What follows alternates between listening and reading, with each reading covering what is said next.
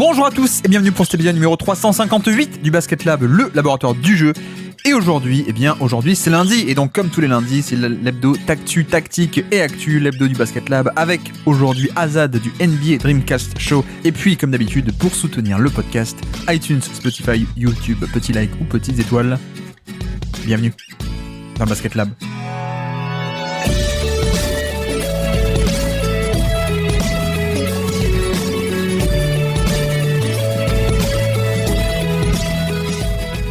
Et donc, on se retrouve pour une nouvelle hebdo en ce lundi matin. Pour vous, en tout cas, nous sommes vendredi.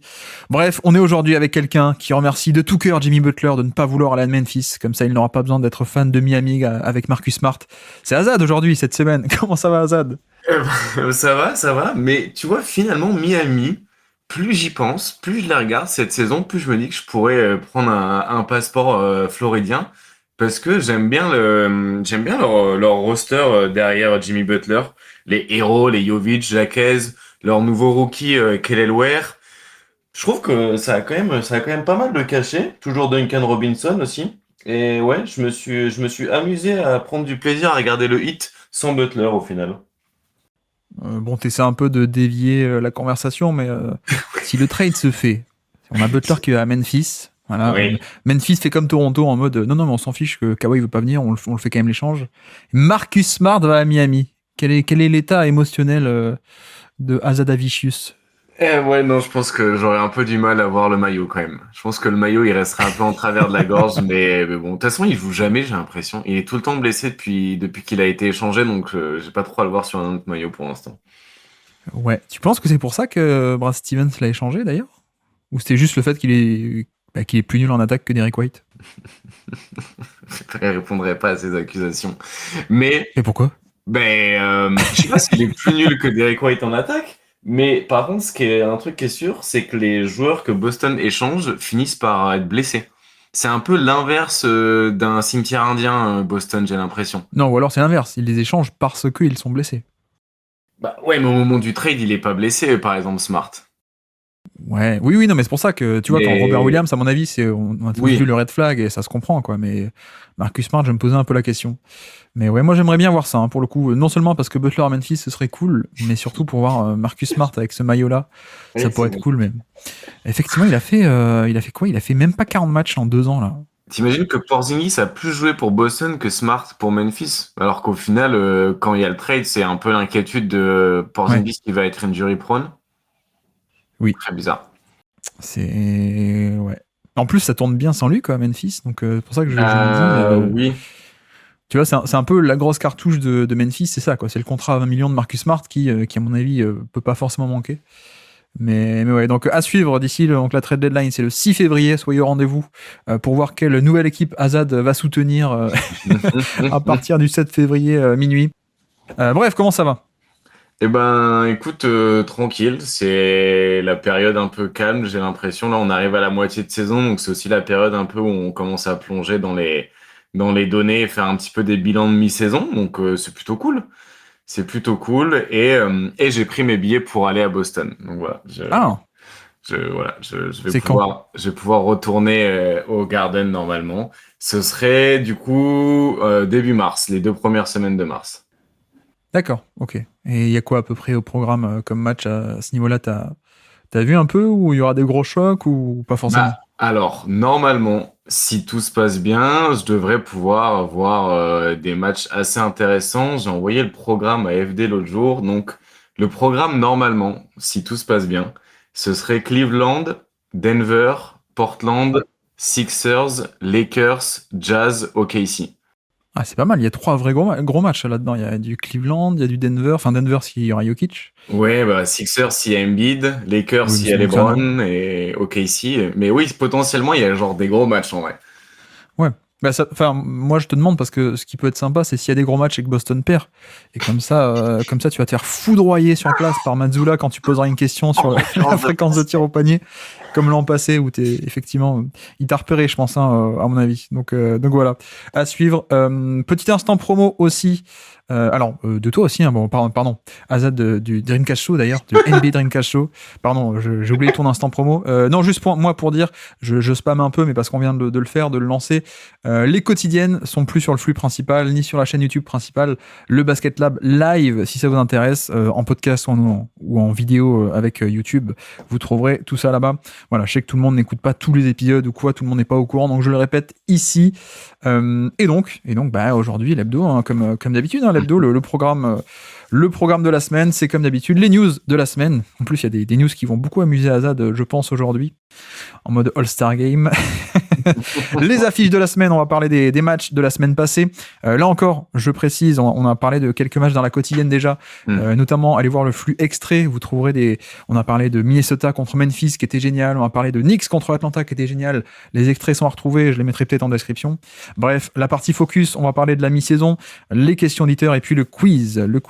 D'ailleurs, j'ai pas mis à jour le classement, je crois que t'es encore premier, mais parce que tu as plus de passages que les autres. On verra quand tu partiras en mars si tu te feras rattraper quand tout le monde aura le même nombre de passages. Eh bien, si t'es prêt, on peut y aller. Azad, pour les news de la semaine, on est parti avec donc les news, les blessures d'abord. Évidemment, on commence toujours par ça. Fin de saison pour Brandon Miller. Je pense qu'à Charlotte, on a vu les derniers matchs de Cooper Flag, on s'est dit, bon, allez, tu passes sur le billard, Brandon Miller. Donc fin de saison, a priori, il va se faire opérer du poignet et je pense que ça arrange un peu tout le monde. On a aussi grosse news qui va peut-être affecter d'ailleurs les playoffs, on verra ça. Mais 2 ou 3 mois d'absence pour Derek Lively, c'est un peu tombé de nulle part et c'est quand même une énorme perte évidemment pour Dallas. Alors pas au point... Voilà, on n'est pas en mode ESPN qui, il y a quelques mois, disait que c'était un top 50 NBA, pas encore. Mais c'est vrai que il y avait un peu de rumeurs comme quoi, pourquoi pas, on cherche à échanger Gafford contre quelqu'un. Et bon, finalement, je pense que ça se fera pas. Donc, à suivre ce retour de Lively d'ici pas mal de temps. Dallas, c'est pas une grande saison, mais à cause un peu des blessures. Hein, parce que, je sais pas toi, mais quand ils étaient un peu à fond en termes de santé, c'était quand même assez impressionnant, quoi. Pour moi, c'était les favoris à l'Ouest quand ils étaient en pleine santé et je pensais pas qu'ils allaient être aussi fragiles. J'avoue, je l'avais pas forcément vu venir parce que j'avais trouvé que l'effectif c'était justement bien renforcé et l'enchaînement des blessures fait un peu chier en vrai parce que pour moi, ça faisait partie des grands favoris à l'Ouest.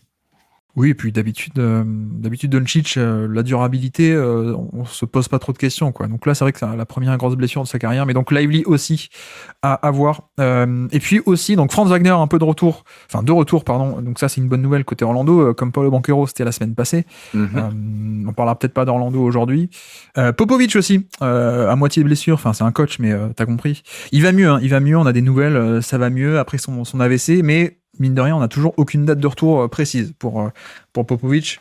Plus ça va, plus je me dis que peut-être que la bonne chose à faire, c'est de ne pas le faire revenir du tout de cette saison. J'en sais rien, mais je rappelle aussi qu'il a 76 ans, quoi. Il est quand même plus tout jeune, donc voilà, Popovic, on ne sait pas quand est-ce qu'il va revenir. Et puis l'actu majeur de la semaine, en dehors de Butler, c'est la NBA à Paris. Alors Azad, qu'est-ce qu'on pense de la NBA à Paris ? On a pourquoi tu te moques, je ne sais pas, c'est vraiment l'événement de la semaine passée. Donc on a eu un match jeudi soir, nous on l'a vu, enfin il est passé au moment où l'enregistrement là on le fait. Il y aura aussi un match demain pour nous et donc c'est samedi. Bref, il y a eu 2 matchs à Paris, c'est une première. Qu'est-ce que tu penses de l'événement pour de vrai ? Je pense que l'événement va prendre beaucoup plus d'ampleur au fur et à mesure des années avec Wembanyama. Tu vois, déjà ils sont passés de 1 à 2 matchs, c'est énorme en vrai comme différence. L'année dernière, jusqu'à maintenant, c'était genre des matchs un peu random qui étaient juste un peu, les mecs venaient faire leurs photos devant la Tour Eiffel et puis rentraient chez eux.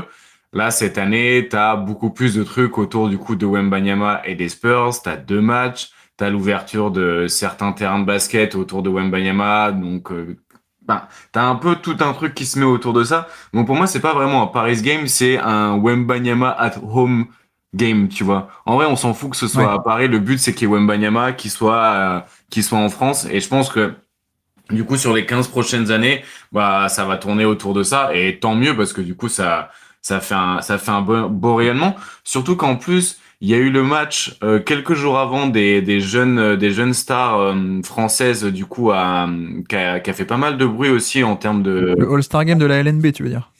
Non, c'est pas vraiment le All-Star Game, c'est avec les jeunes, là. Ah oui, d'accord, le young star de la LNB, alors c'est ça? Ouais, c'est ça. Et du coup, ça a permis d'attirer pas mal l'attention sur le LNB Young Star Game, exactement. Et du coup, ça a permis d'attirer pas mal l'attention sur le basket français et les jeunes, tu vois, notamment Noah Penda qui a fini MVP de ce match-là. Et derrière ça, t'as le match du coup de Paris. Donc, en termes de rayonnance du basket français, je trouve que c'est une bonne semaine.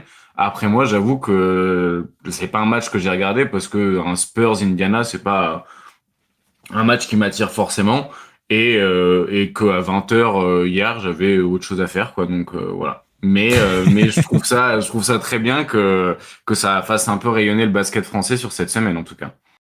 Bah déjà ce qui est bien, c'est en effet l'aspect de match à horaire normal pour nous quoi. Finalement Ouais. déjà ça c'est pas mal.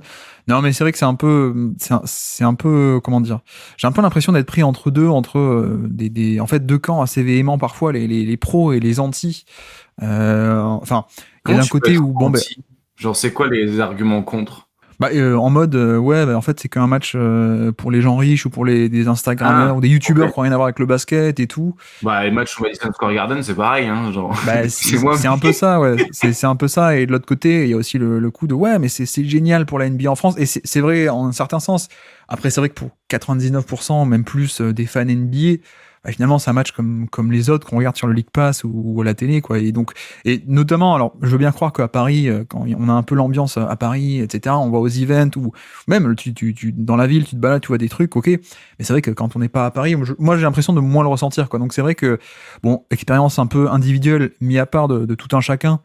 C'est vrai que c'est quand même bien qu'on ait un événement, je trouve, à Paris. Je pense que Wembanyama est en train de porter un truc, comme tu dis, assez fort, même si ça m'étonnerait que tous les ans ce soit les Spurs, hein, pour le coup. ah D'ailleurs, je ouais. crois que Silver a dit, c'est pas sûr qu'on revienne l'an prochain. Alors, je sais pas à quel point c'est de la négociation, etc. Mais ouais, clairement, il y a un truc. Il y a un truc assez intéressant, même si, comme dit, il y a toujours cet aspect de bon, il faut pas s'énerver. On sait que de toute façon, vont être invités des personnalités et pas des mecs qui s'y connaissent en basket. Faut pas s'énerver pour ça. Et de l'autre côté, parfois, quand tu vois qui est invité, à chaque fois, tu dis ah mince, bah mince quoi. Donc je peux comprendre. Enfin, en tout cas, moi, je suis un peu entre les deux comme ça. Mais voilà, le méga event de la semaine, en tout cas en France, c'était évidemment ça. Et en plus, c'est quand même deux vraies équipes quoi. Alors les Spurs sont un peu décevants dernièrement, mais ils sont quand même compétitifs et il y a Wemby. Mais tu sais que l'an dernier, c'était Brooklyn contre les Cavs. C'était Oui. pas top. Je crois que l'année d'avant, on avait eu Chicago-Détroit, je crois. Un truc comme ça. Oui puis alors pas le Détroit qui fait rêver quoi. Oui, non. Ouais. Bah, je crois que c'est parce qu'il y avait Kylian Hayes aussi, en partie. Ok. Ça devait être donc 2 ou 3 ans avant. Est-ce qu'il n'y avait pas genre du Sekou Doumbouya qui était par là? Peut-être que je m'enflamme un peu, mais bon voilà. Mais donc c'est au moins un vrai match. En plus, il y en a deux, donc ça c'est cool. C'est très cool, même si, bah, voilà, comme dit, pour la majorité d'entre nous, bah, c'est peut-être juste un match à horaire français plutôt qu'un truc qu'on peut vivre en direct. Mais voilà pour la NBA à Paris. Et puis l'autre feuilleton, hein, on est toujours là-dessus.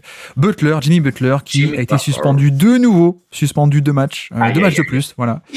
Est-ce que ça veut dire qu'il y a un trade imminent ou est-ce que ça veut juste dire que on va l'embêter? Enfin, l'embêter. En même temps, c'est lui qui a aussi manqué un avion, pas un avion, un flight, pardon, un vol avec l'équipe apparemment. Donc, il continue à faire des bêtises, il continue à se faire sanctionner. Tu vois, c'est typiquement le genre de choses où s'il n'y avait pas un divorce en cours entre Butler et Miami, je pense qu'il n'aurait pas forcément été suspendu, quoi. Mais bon, là, affaire en cours, Miami, ça tape sur Butler. Et non, on a aussi vu que il a réitéré. Alors ça change toutes les semaines, hein, j'ai l'impression, mais il a réitéré. Non, je veux être échangé partout. Je veux jouer autre part qu'à Miami, grosso modo, sauf à Memphis. Ouais, je vois pas, ouais, je comprends pas ce problème avec Memphis. Bon, je comprends pas non plus le problème avec Miami, tu me diras, donc ouais, je sais pas trop. Mais s'il veut venir à Boston, écoute, c'est avec grand plaisir qu'on l'accueille. En tout cas, il y a pas de problème là-dessus. Contre Je Jalen vais- Brown, notamment. Ah, moi, je le conduis moi-même, hein, s'il faut. Quand je suis, je prends la voiture, je le ramène en Floride, hein. Pas de problème. Non, mais après, c'est peut-être le fait que c'est une petite ville, une ville moche, entre guillemets, relatif En plus, il à est d'autres. fan de country, Butler. Pourquoi il veut pas aller à Memphis? Oui, et puis pourquoi est-ce qu'il dit Memphis particulièrement et pas genre, je veux pas aller dans les petites villes moches et froides, quoi, grosso modo. Tu vois, c'est ça que je comprends pas trop. Tu vois, dans Théorie du complot, je suis en train de me demander, mais est-ce que Jean Igodala, qui a aussi eu un conflit avec Memphis à l'époque, qui a joué au Heat juste après, est-ce qu'il n'aurait pas balancé 2-3 trucs un peu bizarres sur Memphis? Genre, j'en sais rien. Mais... quoi, genre, je veux dire, même, je comprends pas. Je comprends pas. Et d'un autre côté, je sais pas à quel point ce qui est relayé est vrai aussi, quoi. Et à quel point c'est pas juste des phrases qui ont été détournées ou quoi, donc. Oui, effectivement. En tout cas, j'ai beaucoup apprécié ce côté, la news. Non, je réitère que je veux surtout pas la Memphis. Ça devait être quoi, 8 heures, 12 heures après que j'ai sorti un podcast où j'explique que Memphis est quand même une bonne destination. Merci Jimmy. Non, et puis là aussi, j'en ai un peu parlé dans ce podcast-là qui est sorti il y a quelques jours, mais Phoenix qui a fait un trade de 1 tour de draft qu'ils ont transformé en 3 tours de draft. Yes. Ça veut dire qu'il va se passer des choses à Phoenix. A priori, on multiplie un peu les assets pour pouvoir un peu... Alors, soit le trade de Butler, soit d'autres trades. Je pense que même d'autres trades, pourquoi pas. Mais maintenant, ils ont un peu plus de cartouches, donc on va suivre ça. Et puis la page All-Star Game spéciale Azad. Donc, les titulaires ont été annoncés. On a Jalen Brunson, Mitchell, Tatum, Giannis et Karl Anthony Towns à l'Est. Et à l'Ouest, c'est LeBron, KD, Curry, SGA et Nikola Jokic. Donc pas de Wembanyama qui était plutôt bien placé et pas non plus de LaMelo Ball qui était top 10 au niveau des votes et qui finalement il a pas eu le vote des médias. Pour moi c'est ça. Mobley c'est peut-être le meilleur joueur qui est pas. Evan Mobley. Ouais, moi j'aurais mis Evan Mobley à la place de Karl Anthony Towns à l'Est, je pense.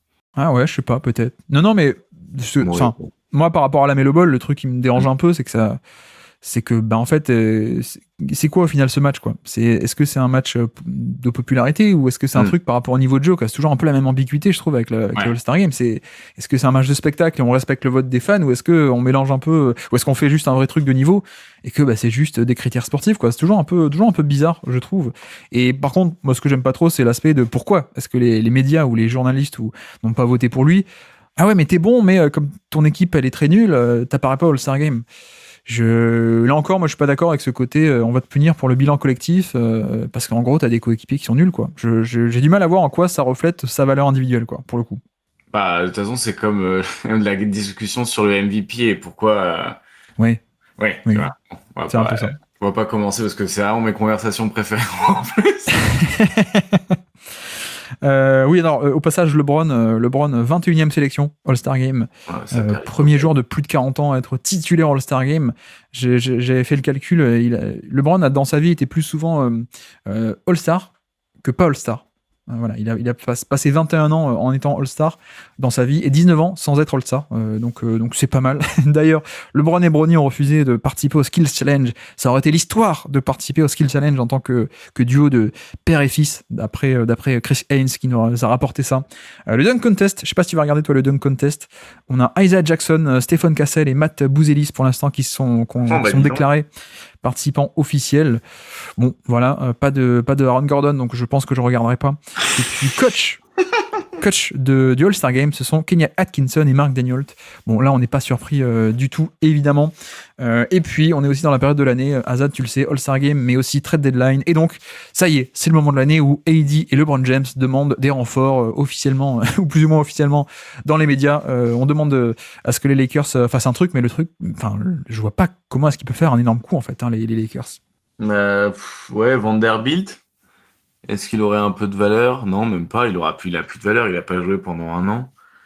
Le seul qui a de la valeur, c'est Austin Reeves, mais je pense pas que tu puisses avoir mieux qu'Austin Reeves avec le contrat qu'il a, quoi. Peut-être qu'Austin Reeves, il a même un des meilleurs contrats de la NBA. Ah, clairement.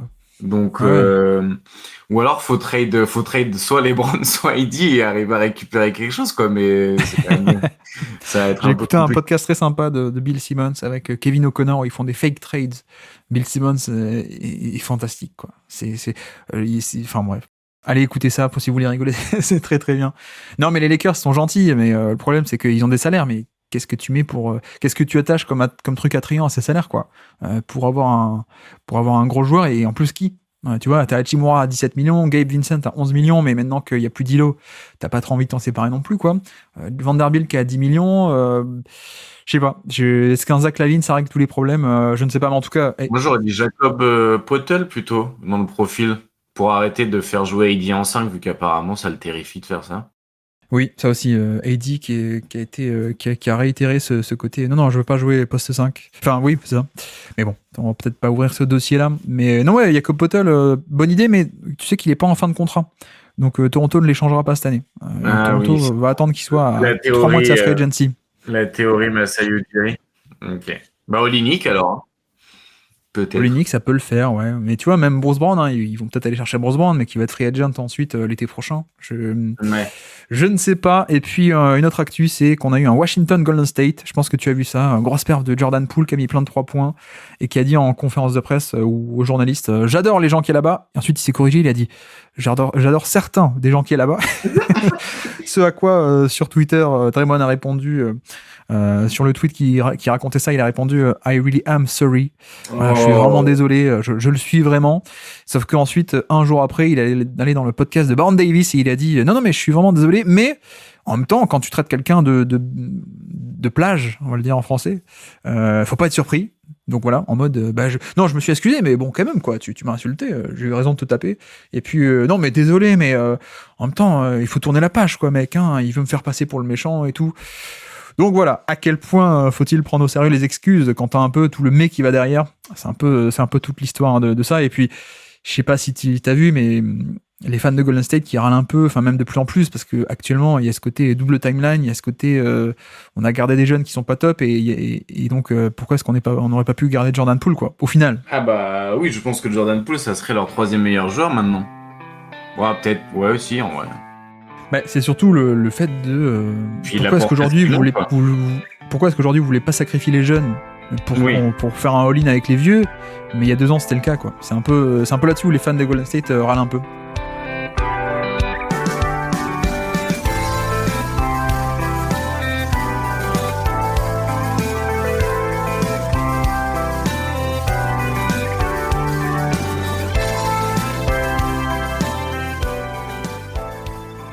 On peut passer aux affiches de la semaine passée.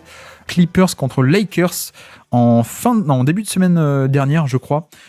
Qu'est-ce qu'on peut raconter sur ce derby des Clippers contre Lakers ? Eh ben, qu'il y avait tout le monde. Et c'est un peu ça, je pense, le premier point un peu à souligner. C'est qu'on a eu, du coup, Davis, James, Austin Reeves, qui étaient titulaires du côté des Lakers. Et côté Clippers, il y avait bien Harden, il y avait bien Zubac, il y avait bien Kawhi Leonard. Il y avait tout le monde. Et du coup, on a pu avoir entre guillemets, une vraie bataille de Los Angeles. Et ça a donné un super match. En réalité, ça a montré aussi pas mal de problèmes des Lakers et pas mal du potentiel des Clippers. Mais bon, faut pas trop non plus se laisser absorber par le résultat, parce que du coup, oui, c'est les Clippers qui ont gagné, mais t'as aussi les Lakers qui ont eu du mal offensivement, qui ont manqué de réussite à 3 points. Mais t'as quand même des trucs structurels chez les Clippers qui étaient vraiment faits pour battre cette match-up. Déjà, je pense que, tu vois, on a parlé des All-Stars. Ben Taylor, souvent, il fait des sub-All-Stars à cette période aussi. Je trouve que les Clippers, ils en ont peut-être 2, avec Powell et avec Zubac. Et je vais commencer par Zubac parce que je trouve que, en fait, c'est vraiment lui qui est un peu le socle peut-être caché de cette équipe des Clippers en termes offensifs et défensifs. Parce que déjà, défensif, il permet d'avoir différentes couvertures du coup sur le pick and roll. Tu vois, si c'était LeBron qui avait la balle sur le pick and roll, il y avait du drop pour empêcher le drive. Alors que si c'était Austin Reeves, ils allaient plutôt blitzer. Mais Zubac était capable de faire les deux. Il est capable de jouer aussi au milieu de cette zone défensive qu'ils utilisent de temps en temps, où ils mixent un peu une zone en 2-3 qui se transforme en individuel un petit peu au milieu de la possession. Donc, il couvre énormément le cercle et il réduit la fréquence au cercle de 5 ou 6% sur les moments où il est sur le terrain. Et en termes individuels, sur la saison, il inflige moins 10% ou moins 9% au tir contesté au cercle. Ouais, c'est secrètement un des meilleurs de NBA depuis quelques temps, quoi. C'est parce qu'en fait, il a des bras très très longs et en plus, il a un torse épais, donc il y a ce côté de ça va pas être aérien à la Wemby ou des mecs comme ça, mais il y a un aspect de, en fait, c'est un mur, quoi. C'est un mur en termes de, c'est juste il lève les bras, verticalité, et c'est un vrai mur. Et même les mecs qui essaient de l'attaquer un peu en mode je te rentre dans le lard, je me libère un angle de layup comme ça, bah non, ça marche pas parce qu'il est hyper solide, quoi.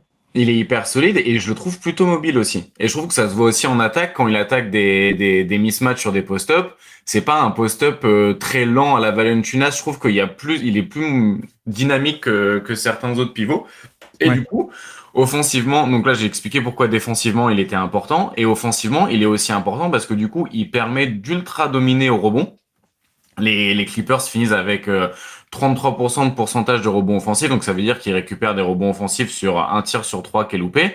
Et Zubac participe énormément à ça parce que du coup, il a une grosse présence au rebond offensif. Il est hyper utile sur le pick and roll avec James Harden. Souvent, du coup, ils font en sorte de vider un côté pour pouvoir obtenir des empty side pick and roll et faire des jeux à deux entre Zubac et Harden. Ils arrivent très bien à se trouver sur ce jeu-là. En plus, Zubac peut aussi jouer le short roll.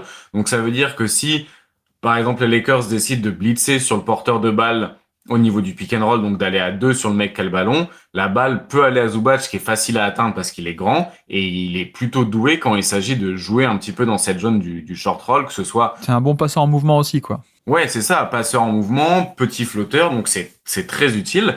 Et du coup, en fait, les Clippers, autour de Zubac, ils ont réussi à avoir une bonne attaque autour aussi de face à une défense des Lakers qui a mixé de l'indiv et de la zone, mais pas très efficacement. Et en fait, les Clippers, ils ont visé la zone des lancers francs quand les Lakers passaient en zone et ils l'ont très bien fait.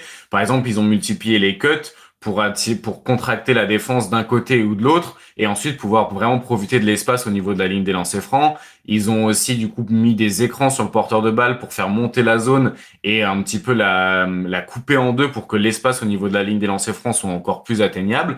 Et en plus, ils ont des joueurs qui peuvent punir sur du mid-range avec Kawhi Leonard et avec James Harden. Et d'ailleurs, le match de Kawhi Leonard offensivement est hyper bon parce que du coup, il arrive bien à se placer off-ball, il est très bon en isolation, il attaque Dorian Finney-Smith assez aisément en isolation, plutôt dynamique. Donc en fait, le match des Clippers, il a été complet, offensif et défensif, et il a mis en lumière vraiment les limites aussi des Lakers. Donc c'est pour ça que j'ai trouvé le match était vraiment intéressant. Et si une série de playoffs commençait demain entre ces deux équipes, je mettrais peut-être plus une pièce sur les Clippers.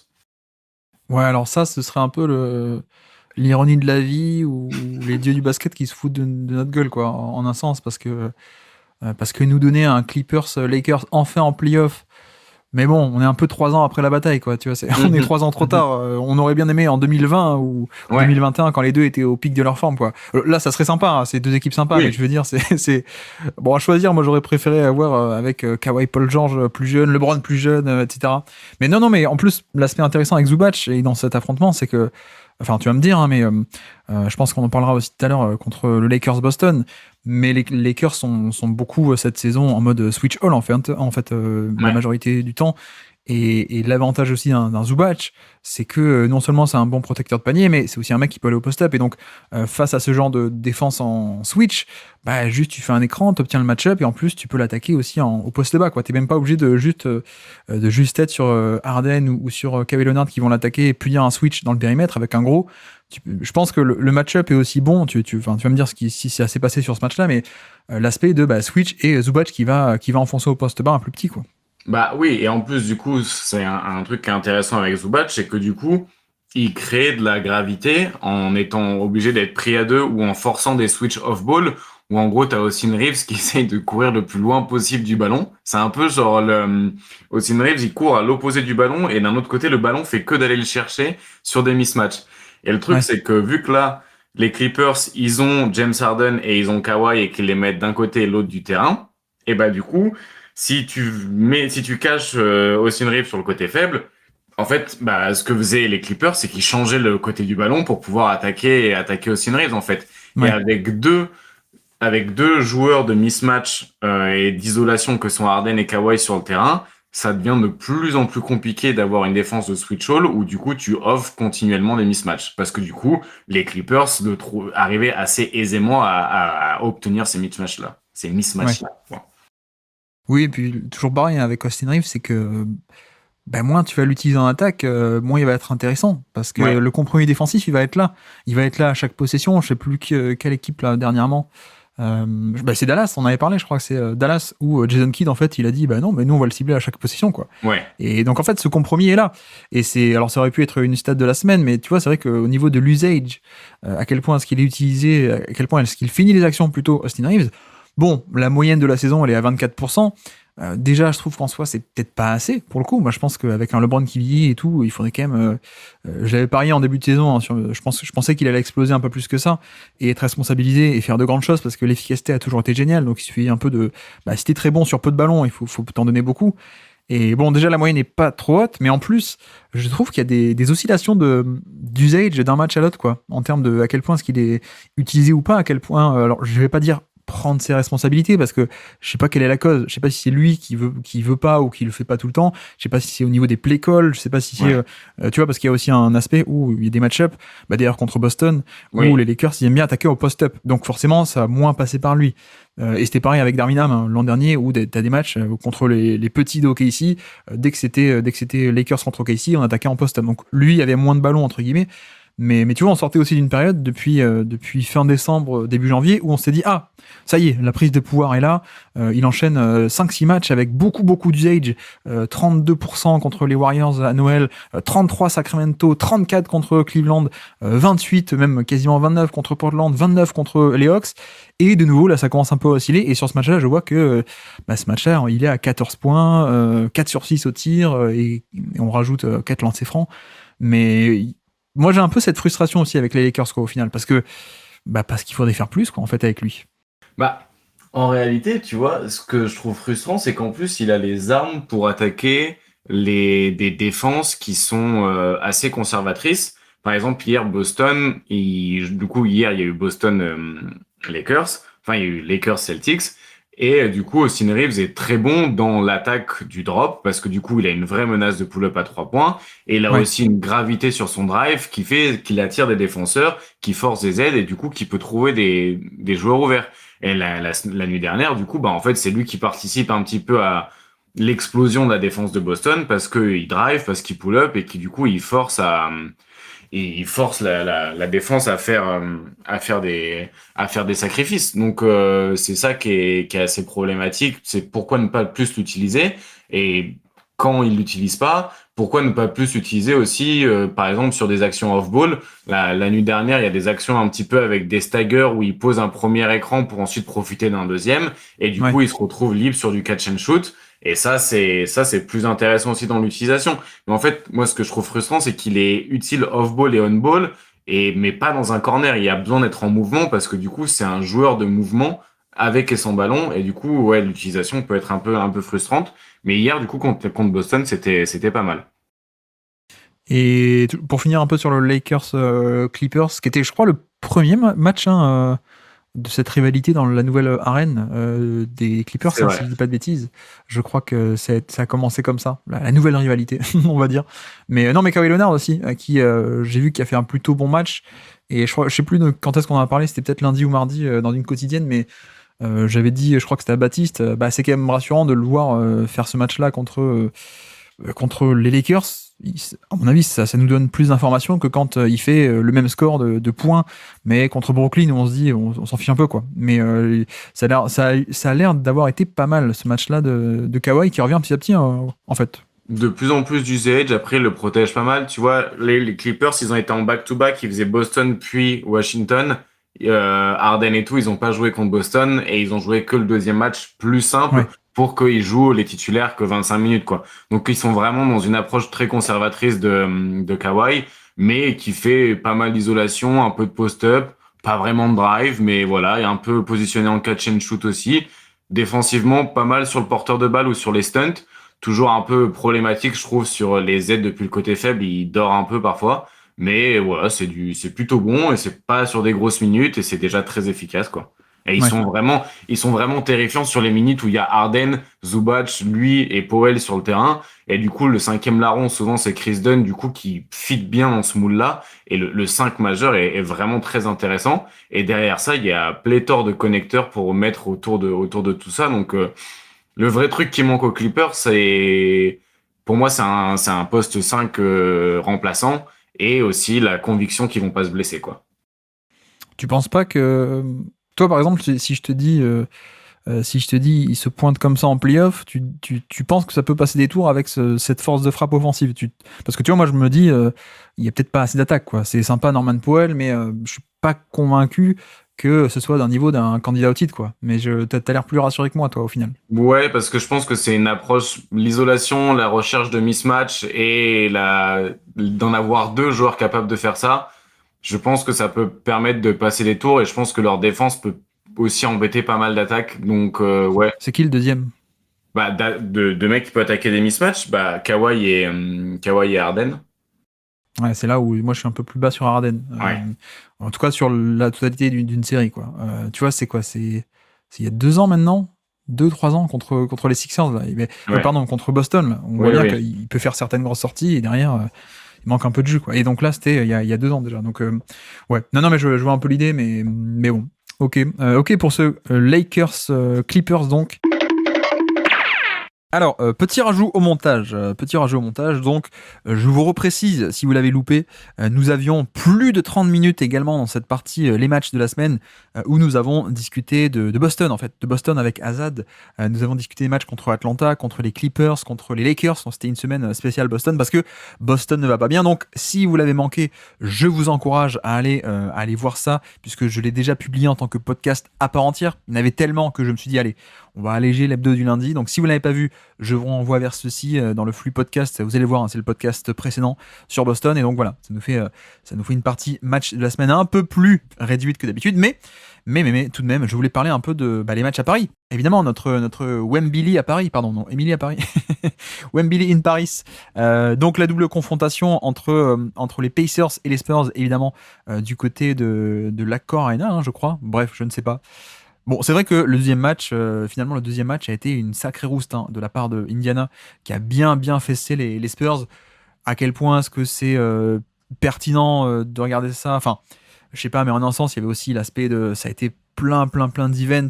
Et j'ai vu aussi tourner la blague de. Bon, finalement, les Spurs qui étaient allés manger au fast-food la veille, et comme par hasard, ils se prennent une grosse rouste le lendemain.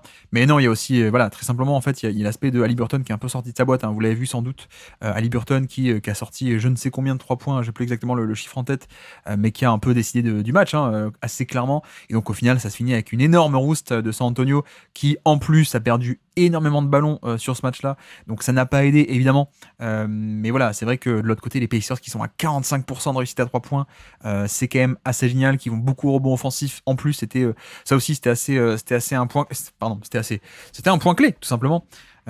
Parce qu'en fait, on a essayé de jouer un peu avec les match-up côté Spurs, évidemment, alors un peu sur les 2 matchs, mais notamment ce qui a été fait côté Pacers, justement, c'est que Wembanyama, on essaye un peu de l'éloigner du panier. Bon, ça, c'est un classique, vous le savez. Donc, par exemple, le mec qui est défendu par Wemby, on le met sur l'aile plutôt que proche du panier, ou alors on le met carrément à 3 points. Mais surtout, il y a un autre aspect sur lequel les Pacers ont été pas mal, c'est essayer de le faire traverser des écrans.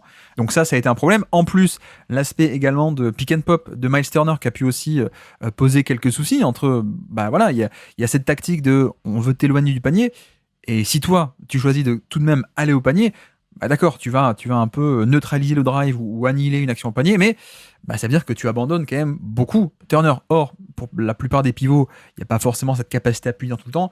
En l'occurrence, Turner, il peut le faire. Il peut le faire un peu, et il peut même attaquer un peu sur le dribble. Il l'a fait 1 ou 2 fois. Donc voilà, il y a cet aspect où finalement Wemby était pas tout le temps parfaitement, non pas en position, mais en tout cas les Pacers, soit avec des écrans, soit avec la menace de pick and pop de Turner, sont arrivés un peu à l'embêter. Donc on a joué un peu avec les match-up au fil du match, et notamment on a essayé de le placer sur un Pascal Siakam qui est plutôt entre guillemets le poste 4.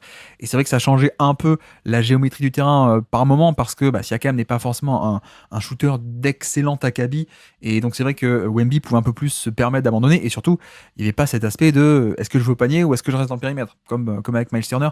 Donc c'était assez intéressant, et c'est toujours toujours pas un peu, très intéressant, ce genre de duel et de jeu de match-up, hein. Vous le connaissez, on en parle toutes les semaines sur le Basket Lab, dans les affiches de la semaine. On en parle d'ailleurs tous les jours sur le Basket Lab live sur Twitch aussi quand on parle de match.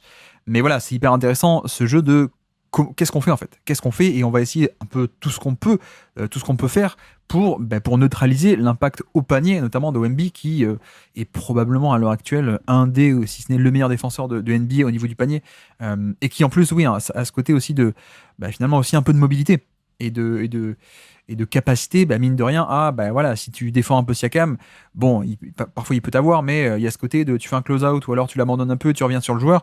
Il y a quand même assez de mobilité. On parle pas de Roy Hibbert, hein, par exemple. Il y a quand même assez de mobilité pour survivre un peu, essayer de contourner ce genre d'obstacles. Mais en l'occurrence, là, les Pacers ont quand même déroulé un peu leur plan de jeu habituel. Bon, je vais pas redétailler, hein, mais tout ce qui est les pick and roll entre petits, les pistol action sur le côté, donc littéralement le meilleur qui remonte la balle sur l'aile, et avec un écran qui, donc soit il prend l'écran, soit il y a une feinte d'écran et puis McConnell va au panier, ce genre de jeu entre petits. Excellent Andrew Nembhard aussi sur ce deuxième match. Donc voilà, ça a été assez intéressant de ce point de vue-là. Et d'ailleurs, on peut même noter que les Pacers font un score offensif assez incroyable, alors qu'ils vont quasiment pas chercher de lancer franc, mais voilà, en fait, ils ont mis tous leurs tirs, notamment tous leurs tirs à 3 points. Ils ont perdu quasiment aucun ballon, alors que les Spurs, ça a été l'inverse. Ils sont allés beaucoup au rebond offensif aussi. Hein. Ça, pour le coup, c'est vrai que c'est un truc qui est. Enfin, je pense que tout le monde, tous ceux qui ont vu le match, en plus, s'en rendent compte. Il y avait ce côté d'attaquer le panier. Et justement, je le précise aussi parce que c'est lié également à ce jeu de match-up.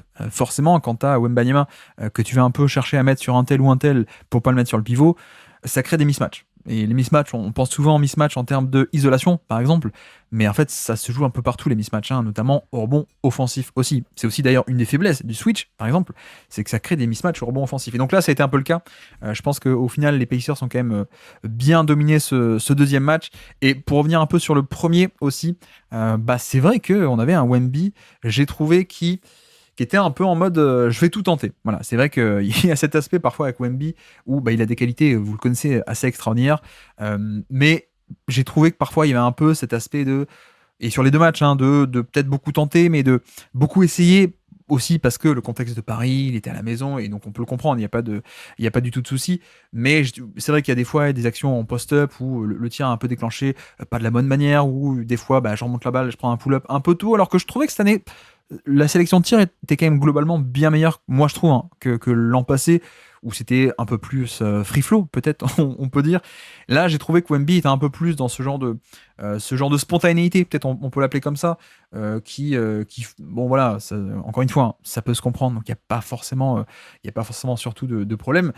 Il nous fait deux matchs, donc le premier qui est à 30 points, 11 rebonds, 6 assists, avec une plutôt bonne efficacité, en plus hein, là-dessus, encore un gros usage, donc ça s'est pas vu, même pas du tout hein, de ce point de vue-là, cet aspect un peu déchet dans le jeu. Et ce qui était intéressant, c'est que j'ai parlé de l'autre aspect, de duel de pivot, mais pareil, Wemby, c'est quand même un mec qui peut attaquer l'espace, qui peut évoluer dans l'espace et mettre beaucoup en difficulté les mecs qu'on met sur lui, donc notamment un Miles Turner. Il n'y a pas que cet aspect de Wemby peut exister qu'en post-up, au contraire, il peut exister à 3 points, il peut exister en porte de balle sur des pick and roll entre petits. On a vu quelques très belles connexions aussi également là-dessus. Il peut aussi, pick and pop, le fameux pick and pop, et puis j'attaque en sortie de dribble, et donc je vais attaquer dans l'espace Miles Turner s'il y a un mauvais close-out, etc., etc.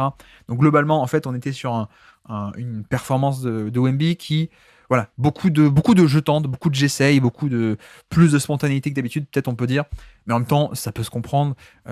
Comme dit aussi, il y a eu des résultats qui étaient assez bons hein, sur ce premier match. Sur le deuxième match, peut-être un peu moins, c'est vrai, mais en même temps, je pense que vous l'avez tous vu aussi, hein, cette séquence où il y a l'espèce de rebond offensif ou de truc au panier, et puis derrière ça enchaîne avec le tir, avec la planche à 3 points, le pull-up. Mais voilà, un peu moins de réussite peut-être sur ce deuxième match au final. Et puis l'écart a été tel que voilà, on a aussi plié l'affaire beaucoup plus tôt.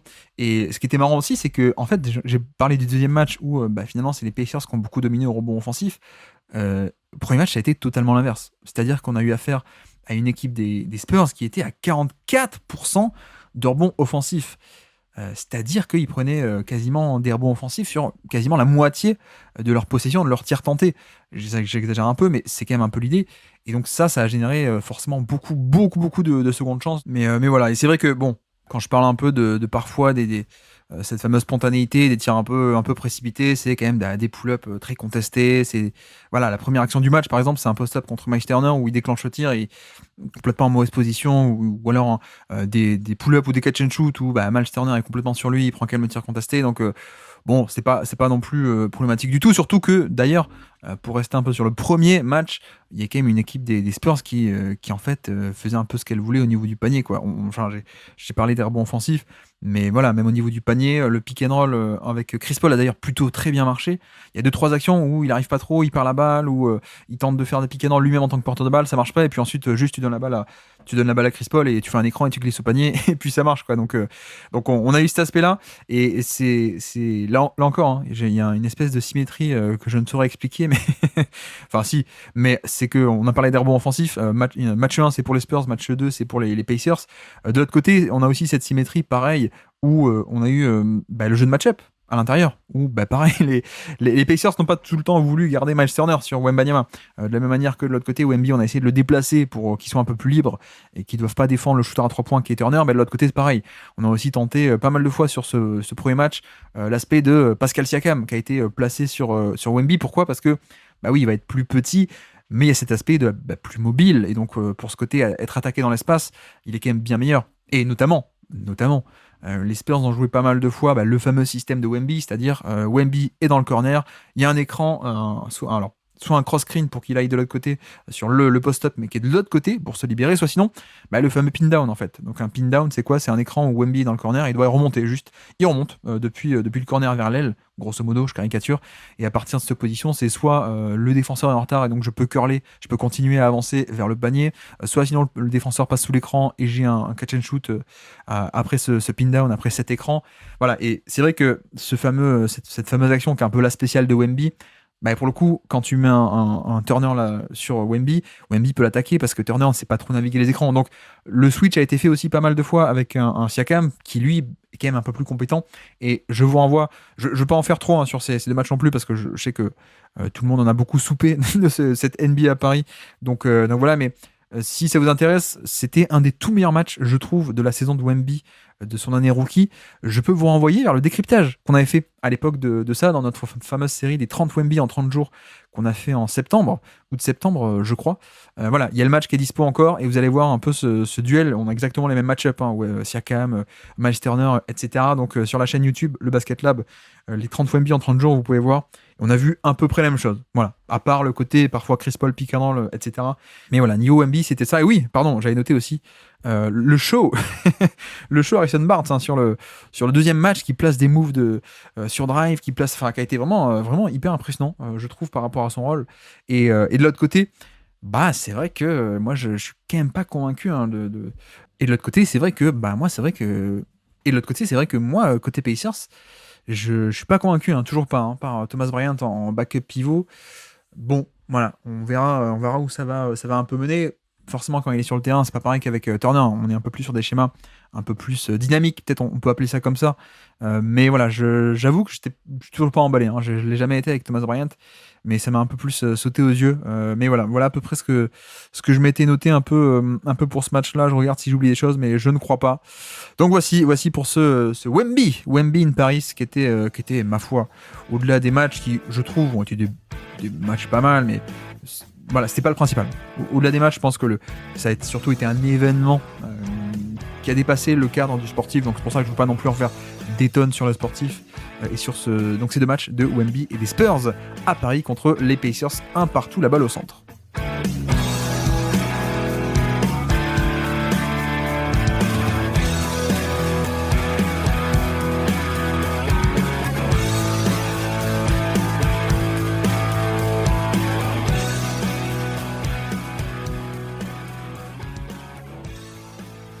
Et donc, après les affiches de la semaine, on peut avancer avec notre partie focus, soit une stat de la semaine, soit un scouting de la semaine, soit un thème libre, en fait. Et scouting de la semaine, tu voulais nous parler de Jordan Miller, c'est ça ? Je dis là, mais où est-ce qu'il va ? Après, on a déjà fait un peu un focus sur Boston. Il y a un peu un double focus cette semaine. Double focus, moi, on a parlé quand même de matchs un peu micro tout de même, mais non, mais effectivement, il y a deux focus cette semaine. Non, on voulait un peu profiter puisqu'on est à mi-saison, grosso modo. On voulait un peu parler de faire un bilan de mi-saison, alors pas un bilan complet de la mi-saison, mais notamment, on est à mi-saison, on a déjà, on va dire, une quarantaine de matchs, voire même un peu plus.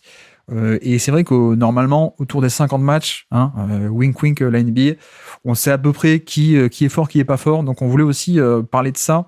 On verra si on a le temps plus tard de faire nos surprises, nos déceptions. Mais qui est-ce qu'on peut déjà, Azad, éliminer de la course au titre, grosso modo ? Alors, on va pas faire les équipes de tanking, mais qui est-ce qui, après 50 matchs à peu près, on peut se dire, en fait, on les voyait haut et finalement non. Qui est-ce que tu as envie de commencer à éliminer et pourquoi ? Alors, je sais pas du coup si on la considère comme une équipe de tanking, mais les Sixers, ça me paraît un peu compliqué cette histoire. Ouais, je suis d'accord. Nous sommes le 24 janvier. Je déclare officiellement les Sixers en dehors de la course au titre. Ouais. Voire même de la compétitivité. Je pense que de la course au playoff. Ouais. Non, mais qui est-ce qui s'est blessé là récemment encore chez eux? Ou je sais plus si c'est la blessure d'Embiid qui a été prolongée. Mais ouais, je pense que là, ça va commencer un peu à abandonner parce qu'en plus, les Sixers, là où c'est intéressant, enfin, pour eux de tanker, c'est que leur pic, il va quelque part, je sais plus où, mais ils ont un pic intéressant, non? Bah, je sais même pas. Ouais, au niveau des pics, il n'y a pas un truc que j'ai regardé parce que je pensais pas mais je pense qu'ils peuvent avoir, si ils peuvent encore avoir leur premier pic de l'année prochaine, hein. Je sais pas si c'est pas les années suivantes qui se font avoir. Je crois qu'il y a une histoire de protection, mais ouais, peut-être je confonds l'année, mais non, mais ouais, effectivement, je pense que c'est un peu dommage. Moi, dans les previews, je les avais un peu en candidat au titre potentiel en termes de meilleur scénario possible. Ah ouais. Bah ouais, je pense que ça moi aussi, peut être pas mal, quoi. Mais oui, oui. oui, genre, oui, clairement. Mais Ah mais si, c'est la blessure de Jared McCain pour la saison qui a été officialisée. Il y a Paul George qui est pas bon. Est-ce qu'il y a une blessure là-dessous ou pas, ou est-ce que c'est juste un déclin qui serait quand même avec un timing Qu'est-ce que c'est que Comment cette affaire? J'avais pas vu le contrat de Paul George. Oh, ça perd l'hypopète. Mais t'étais où cet été, Azad? Mais j'avais pas compris que c'était un contrat max. 211. Oh là là, Bah ouais. 1% du cap. Oh. C'est ce qu'on appelle un prix d'acquisition. Non mais c'est vrai. Parce que si tu mettais pas la 4e année et tu mettais pas le max, bah en fait il venait pas, il re-signait pour 3 ans aux Clippers en fait. Mais ouais, bon, c'est un peu scénario catastrophe pour l'instant. Après, je veux pas non plus.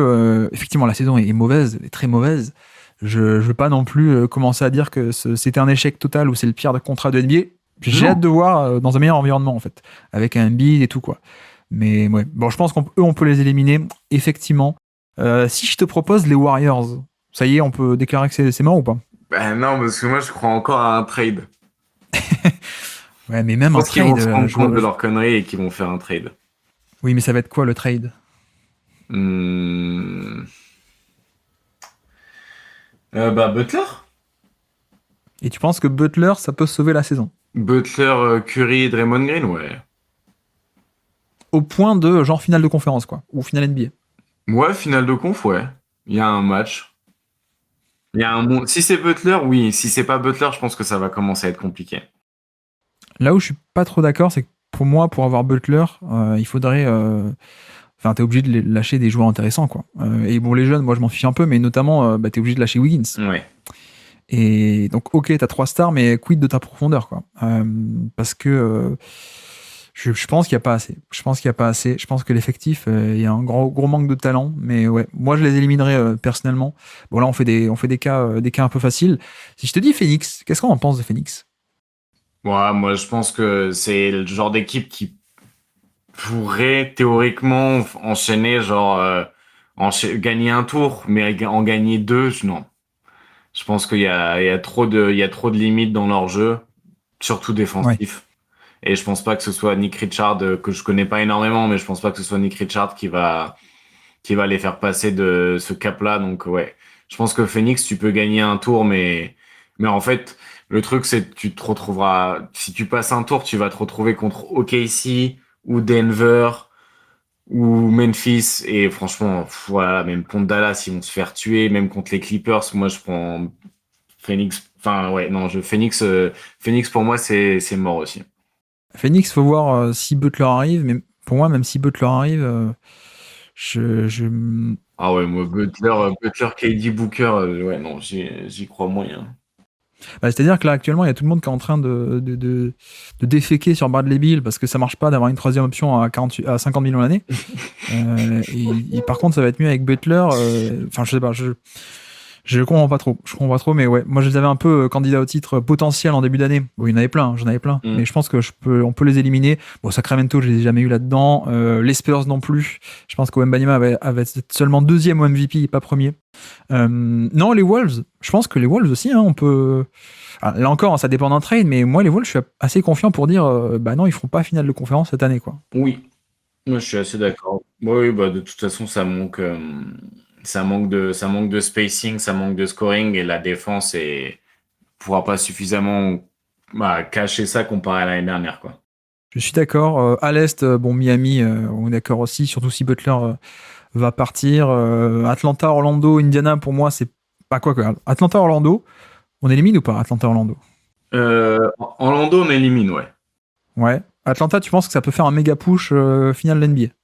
Bah, elle est pas finale de NBA, non. Ça ira pas plus loin que. Mais ça peut gagner un tour, Atlanta. Alors que Orlando, je Oui, oui, pense non, mais pas. c'est effectivement, ouais, ça oui, d'accord. Ok. Mais atteindre la finale NBA, ça me paraît compliqué. Non, non. Non, les Pacers d'ailleurs, qui étaient en finale de conf l'an passé, qu'est-ce qu'on pense des Pacers alors? Ah, les Pacers, je les élimine d'une finale NBA, mais je pense qu'ils peuvent refaire le coup d'une finale de conférence, hein. Ouais.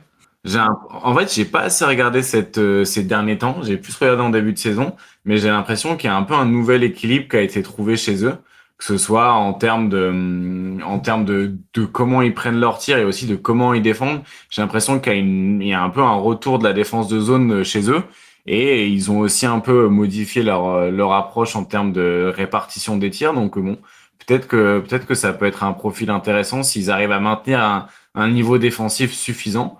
Mais bon, pas finale NBA, non. Euh, Dallas, t'avais l'air de dire que pour Ouais, toi c'était un peu fini à cause des blessures. ouais, mais d'un autre côté, on peut pas trop se baser sur les blessures parce que du coup, on va éliminer trop de monde. Donc j'ai envie de dire que Dallas, c'est pas. Si Derek Lively revient avant les playoffs, ils ont dit 2 ou 3 mois. Donc 2 ou 3 mois, ça nous emmène où? Ça nous emmène en avril. Oui. Début avril. S'il est là mi-avril, Lively et que Doncic s'est remis de blessure, ça peut le faire, Dallas. Donc Dallas, je les C'est pour ça élimine que moi pas. j'ai pas envie de les éliminer, moi, Non, tu vois, ouais, Dallas. Dallas, on garde. Et même si on peut se dire, ouais, mais du coup, s'ils n'ont pas des bons joueurs pour l'instant, ils vont tomber bas dans le tableau, etc. Mais en fait, la théorie du joueur qu'est Luka Doncic, c'est de faire des upsets en playoff. Je sais pas si tu as remarqué son historique en carrière, mais Dallas fait que des upsets, enfin upsets entre guillemets par rapport au Oui, par classement, rapport par au rapport au seed, seeding. quoi. Oui, oui. Ouais.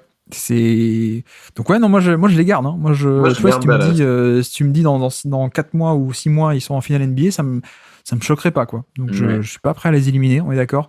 Clippers, moi je les ai jamais vraiment eu dans ce tir là en termes de candidats au titre. Quel Donc décès. Moi, je les garde, hein. Moi, je les ai tu les dans. gardes. Oui, moi, je les garde. OK. Et garde bien la séquence pour Jouan aussi, hein. Donc, je le dis. Comme ça. Lakers, moi j'élimine, je t'avoue. Je pense qu'ils seront pas champions cette année. Je suis à peu près sûr pour le dire définitivement là, cette année. Maintenant, dès le 24 janvier. Ouais, le problème, c'est qu'ils peuvent pas vraiment faire de trade, quoi. Ouais, et puis même, en Puis fait, je LeBron, il est commence un vieux. peu à abandonner niveau LeBron, en fait. Ouais, c'est Je un peu pense ça, que ouais. Jamais parié contre LeBron, sauf que bon, là, peut-être que c'est l'année où on peut commencer à le faire. c'est un peu ça. C'est un peu ça mon idée. Oh, ils sont Donc, dans ouais, un je suis upsetting négatif. à peu près convaincu d'éliminer les deux équipes de Los Angeles, Minnesota, Phoenix, que des équipes que potentiellement pouvaient atterrir très haut. Et après, reste, bon, ok, ici, on le garde, je pense. Hmm. Qu'est-ce qu'on fait de Denver? On les garde ou pas? On les garde. On les garde, hein, on On est les d'accord. garde. On les Ils vont garde. quand même beaucoup mieux. Ouais. Ils vont quand même beaucoup mieux. Memphis, Houston, on les garde aussi ou pas? Ah, Ou est-ce que tu dis Houston. non, mais ils sont sympas en ce moment, ils sont deuxième et troisième, il y a trop de faiblesses intrinsèques pour que ça aille en finale NBA. Houston, on garde pas. Houston, non, j'y crois pas une seconde. Eh ben, j'étais un peu d'accord de base.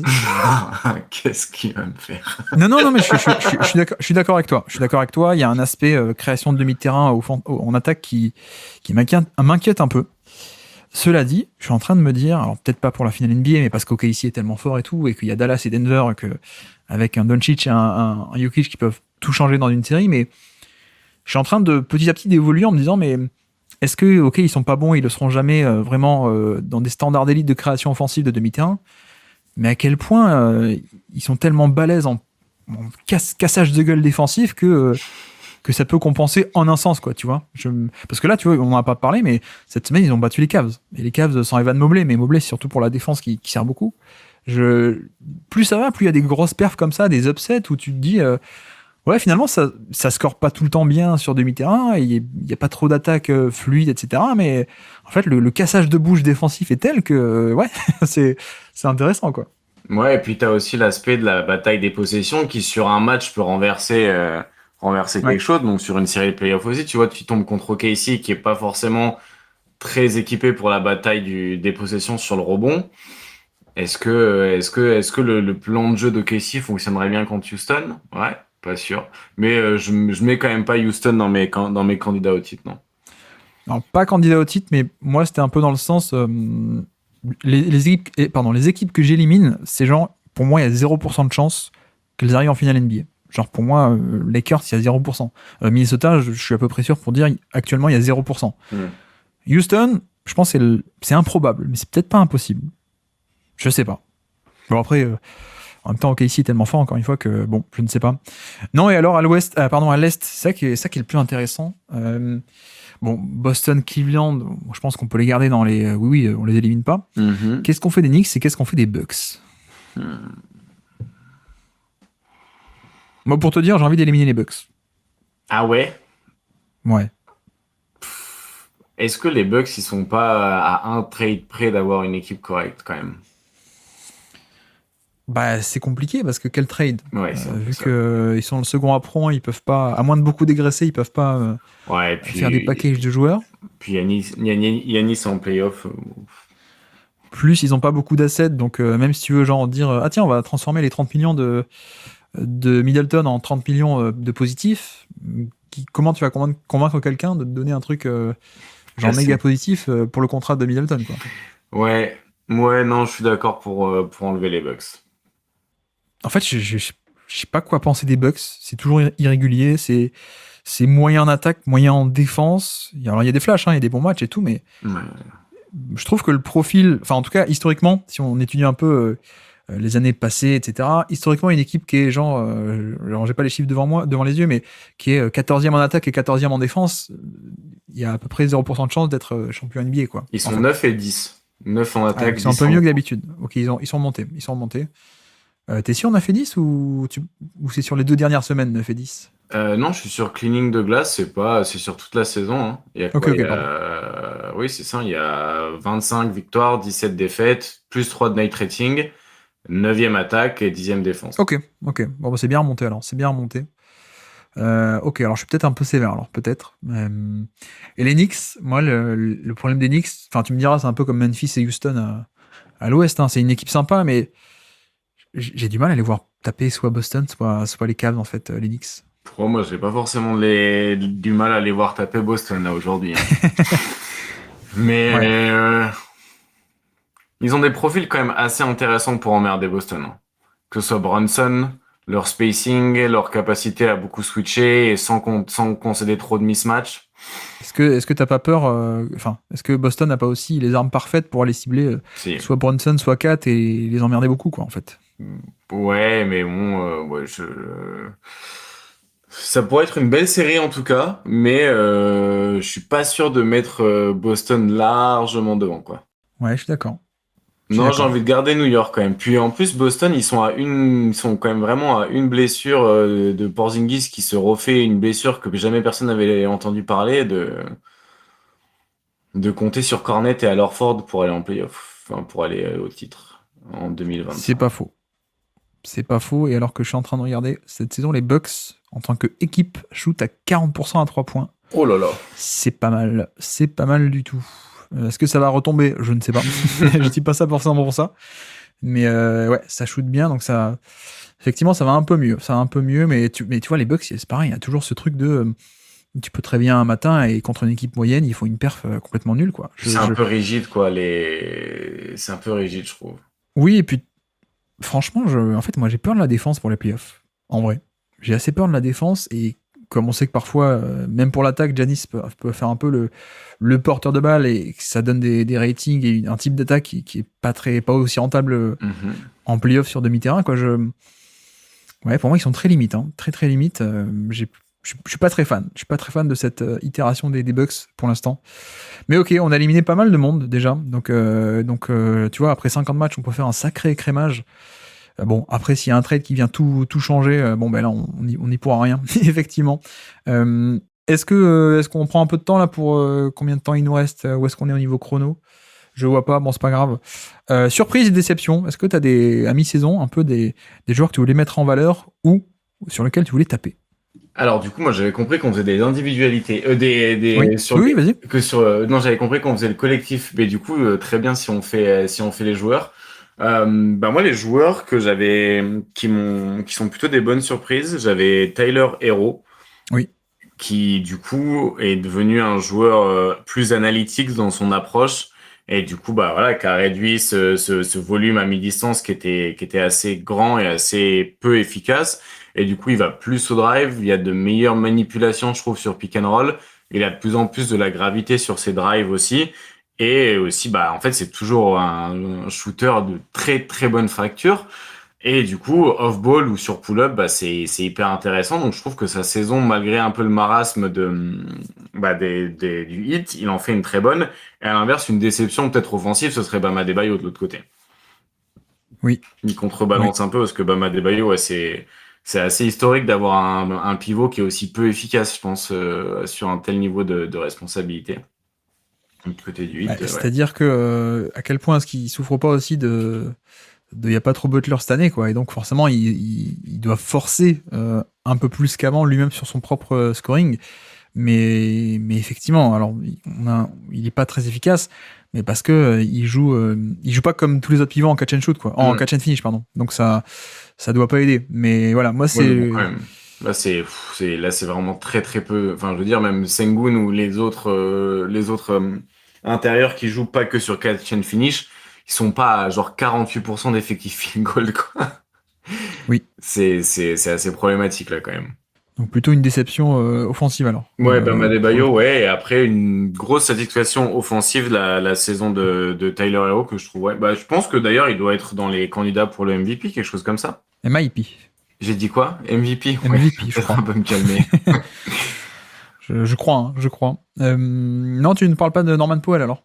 Mais j'en ai déjà parlé à chaque fois. Tu veux que je reparle de Norman Powell? Non, je peux parler de Trey Murphy aussi dans les satisfactions, qui développe de plus en plus le drive, là, il est passé de 4 ou 5 drives par match à genre presque 10. Et il y a une plutôt bonne efficacité, même si il est encore loin de l'élite. Et il fait partie d'un petit groupe de joueurs qui font plus de 6 drives par match et plus de 6 catch and shoot par match. Donc, tu as un peu ce truc-là aussi et un peu une approche plus analytique aussi de la part de Trey Murphy qui va de plus en plus au cercle et pourtant qui a gardé son efficacité au-dessus des 70% au cercle. Et on le retrouve un peu aussi sur du pick and roll. Donc, à la finition sur pick and roll, c'est pas encore trop ça. Mais tu vois, il fait des pick and roll un peu avec Yves Missy ou alors avec des petits, avec Jordan Hawkins ou avec CJ McCollum qui sont de plus en plus intéressants. Et le joueur qui était un 3&D est en train de venir bien plus que ça. Et c'est un peu une bonne surprise aussi dans la saison un peu cauchemardesque des Pelicans. Est-ce que ça compte Garland ou pas Garland. Oui, ça compte parce que l'année dernière, on a failli arrêter d'y croire.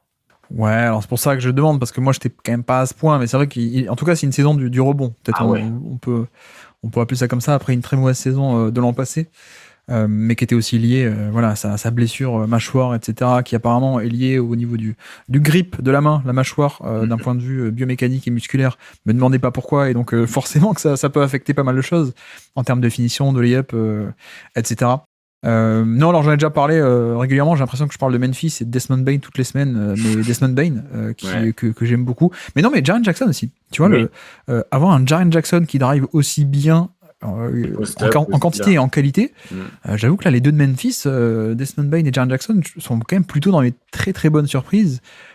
Après, dans les déceptions, c'est un peu compliqué parce que défensivement, il est pas mal et tout, mais c'est vrai que Sengun, par exemple. Je suis pas méga fan de sa saison, il est pas du tout efficace. Il est encore jeune, mais il n'y a pas de progrès sur un peu ce que je pourrais appeler les éléments clés de son jeu, que ce soit un peu de la création pure, post-up, isolation, en termes d'efficacité là-dessus, ou sur le développement du jump shot, qui n'a pas l'air de venir non plus. Donc ça me paraît un peu sévère de dire déception, parce que je pense que globalement il fait une bonne saison, mais déception peut-être relative à certaines attentes sur son scoring et sur son attaque. Je trouve que je suis un peu sur la déception. Et pareil, là encore, à quel point est-ce que c'est sévère ou pas. Jalen Williams, je suis un peu déçu, je t'avoue. Mais c'est peut-être moi qui avais des attentes un peu démesurées, ou alors qui voulait mettre un peu la charrue avant les bœufs et que je m'attendais à une explosion cette année plutôt que dans 2-3 ans comme beaucoup. Mais c'est vrai que cette année, il est pas top. Je sais qu'il y a pas mal de fans d'OKC aussi qui parfois peuvent un peu s'énerver ou être un peu sur leur faim. Et en effet, cette année, les paniers rentrent quand même beaucoup moins qu'avant. En plus du fait de la critique qui était un peu depuis quelques mois, même l'an dernier en playoff, de mais soi-disant un potentiel de star et tout, mais parfois tu prends pas pas tes responsabilités entre guillemets en termes de volume, quoi.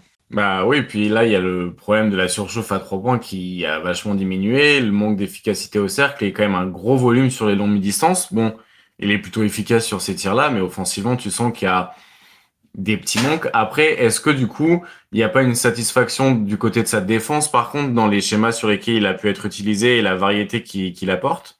Si, bien sûr, ouais. Oui, Ouais, là on ça parle de contrebalance un peu, mais c'est vrai l'attaque. qu'offensivement, la saison est décevante.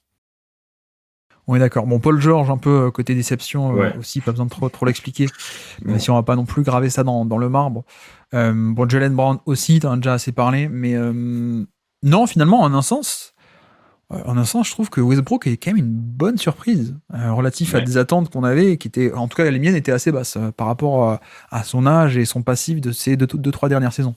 Ouais, je suis assez d'accord. On n'a aussi pas parlé d'Evan Mobley parce qu'on a parlé de Garland, mais je pense que c'est presque une meilleure surprise Mobley que Darius Garland au final dans son évolution, son utilisation offensive, quoi. Oui, effectivement. J'essaie de regarder un peu. Jordan Poole 1,18 points par tir, Anthony Edwards 1,17,9. Ok.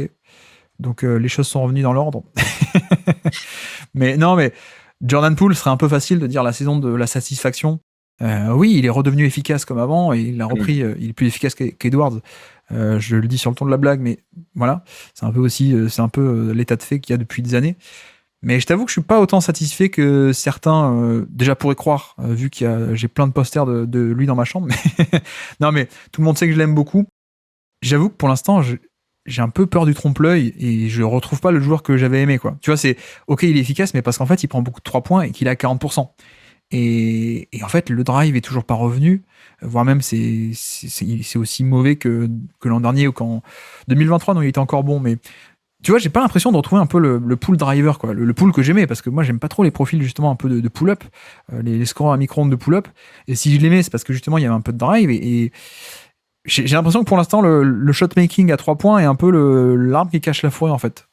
Il n'y a pas aussi quand même un plus gros volume au cercle comparé aux années précédentes. J'ai l'impression il y a surtout une diminution du volume de mid-range.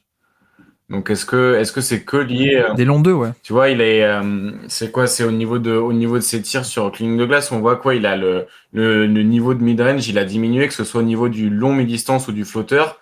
Donc bon, il y a une plus grosse partie de ses tirs qui sont maintenant à 3 points, mais il est retombé un peu à l'équilibre qu'il avait en 2021-2022, avec 25% de ses tirs au cercle, 50% à 3 points et le reste sur du mi-distance, alors que l'année dernière, c'était un tir sur 3 qui était sur la zone du mid-range. Donc c'est peut-être aussi là où il regagne un peu en efficacité. Des gros coups de chaud à 3 points quand même surtout. Hein. Bah ouais, je suis pas convaincu parce qu'il y a un peu ce côté, en fait, c'est principalement le fait que tu prennes beaucoup de 3 points et que tu les mettes à 40%. Et en fait, la question, c'est est-ce que c'est ton vrai niveau? Et historiquement, non. C'est pas un shooter d'élite pool, c'est surtout un driver qui était très très haut niveau et un shooter sympa, malgré un peu les highlights, des pull-ups, etc. Après, c'est pas non plus impossible. Autant c'est vrai qu'en carrière, tu peux regarder, tu dis ouais, ok, en fait, il est plutôt 36-37% et pas du tout 40%. De l'autre côté, c'est vrai que c'est aussi quelqu'un qui, en carrière, a toujours eu un toucher de balle fabuleux. On le voit sur ses flotteurs, on le voit sur ses finitions au lay-up, et on le voit aussi au lancer franc. En fait, au lancer franc, il a toujours été élite, quoi. Ouais. Il doit être autour des 90%, je crois, au lancer franc depuis en carrière ou pas loin. Donc, ça pourrait aussi coller en un sens de dire, regardez, l'indicateur lancer franc disait que c'était un shooter d'élite ou potentiellement d'élite, et que peut-être c'est pas une surchauffe, mais le début de 4-5 ans où il va être très bon à 3 points, quoi. Je saurais pas trop comment trancher, mais ce serait mentir de dire que c'est une vraie satisfaction pour moi. Je trouve que dans le jeu, on retrouve pas encore le pool d'avant, quoi. Personnellement. Et est-ce que Kate Cunningham c'est une satisfaction? Bah, je sais pas trop. On en a parlé avec Baptiste la semaine dernière. Finalement, c'est pas tant que ça différent. C'est pas quoi. juste les résultats collectifs? Ouais. Ouais. Je sais pas ce que t'en penses. Oui, bah, quand même, j'ai l'impression qu'il y a un peu une meilleure approche, mais c'est peut-être surtout lié au spacing qui est meilleur. À la limite, je dirais que défensivement, je trouve mieux utilisé et meilleur dans cette approche-là. Oui, effectivement. Je réfléchis. Est-ce qu'un Karl Anthony Towns, ça peut compter aussi dans les très bonnes surprises ou finalement, Il fait la même saison que l'année dernière, c'est juste qu'il l'a fait de l'autre côté du pays, hein, non? Il est quand même un peu plus efficace. Est-ce que c'est que du shot-making? Oui, potentiellement. Ouais. Bon, après, tu me diras, 44% à 3 points pour un mec à ce point C'est bon à 3 énorme. points. 44% à 7 pieds de haut, mais quelle horreur. Oh là là. Oui, après, bon, tu regardes en carrière, 40, 42, 41, 41, 42, C'est la ça colle, licorne. quoi. C'est la licorne dont tout le monde se fout, mais ça reste une licorne, quoi. C'est juste que vu il apporte pas de protection de tir, que c'est con d'être un joueur de 7 pieds qui tire aussi bien quand, Ouais, t'es pas bon en défense, quoi. effectivement. Je viens de me rendre compte que, en Dis-moi. fait, ce focus, c'est un peu. C'est exactement le podcast que vous avez fait, non? Sur des différences d'une année à l'autre, non? Sur le NBA Duncast Show. Il y a des, il y a des joueurs qui reviennent, mais on n'avait pas parlé de Jalen Williams, on n'avait pas parlé de Karl Anthony Towns, donc on n'avait pas parlé de Kate Cunningham non plus. On n'avait pas parlé de Garland non plus. Donc non, t'inquiète, en vrai, c'est pas quoi une répétition. Puis de toute façon, je pense qu'il y a beaucoup moins d'écoute sur le Dreamcast Show que sur ton podcast, donc au final, c'est pas très grave de devoir se répéter un peu. Ah non, je disais pas que c'était grave, au contraire, je disais aux gens d'aller écouter si ça les intéresse, justement. Ah oui, si Euh, ça les intéresse, oui. Totalement. Parce que c'était quand même un peu le but de l'exercice, hein, de comparer Ouais. les saisons N-1 et N, enfin du coup 24 et 25, et de voir qu'est-ce qui avait un peu changé. Mais Chris Paul, d'ailleurs, on peut finir avec lui. On pense quoi de la saison de Chris Paul, en vrai? Parce que tu vois, il est plus efficace que depuis 2 ans, C'est où vrai. ça commençait à être mort de chez mort, quoi. Je sais pas trop quoi penser, pardon, de la saison de Chris Paul. Malgré cette efficacité, je le trouve pas non plus fantastique, je sais pas. Bah moi non plus, et pourtant genre c'est quand il est sur le terrain que les Spurs performent le mieux, il est plus efficace. Enfin tous les indicateurs semblent dire que c'est bien, mais moi je Ouais. trouve que le jeu est trop statique quand il est sur le terrain comparé à ce que le jeu devrait être autour de Wembanyama. Du coup voilà. Ouais, j'ai de regarder notamment, ouais, ok, 52% sur les longs tirs à 2 points. Voilà, on a retrouvé le vrai Chris Paul, alors qu'il était un peu moins les années passées. Non, mais je pense qu'en un sens, on a aussi affaire à. euh, Est-ce que c'est pas la masterpiece de Chris Paul, c'est-à-dire le syndrome Chris Paul Oui, fait par Chris Paul en fin de carrière, c'est-à-dire je suis aussi ultra efficace parce que bah, je prends que des tirs de bonne qualité, enfin, et je force pas quoi. C'est le syndrome Chris Paul. Est-ce que ce serait pas l'apothéose que Chris Paul lui-même nous montre le meilleur exemple du syndrome Chris Paul là avec bah, je suis efficace mais parce qu'en fait je prends que les layups qui sont totalement ouverts au panier et je vais même pas chercher à compliquer les choses, c'est possible, mais ouais, je suis d'accord que tu vois la différence stats et impression visuelle quand on voit les Spurs, elle est un peu étonnante, mais ok.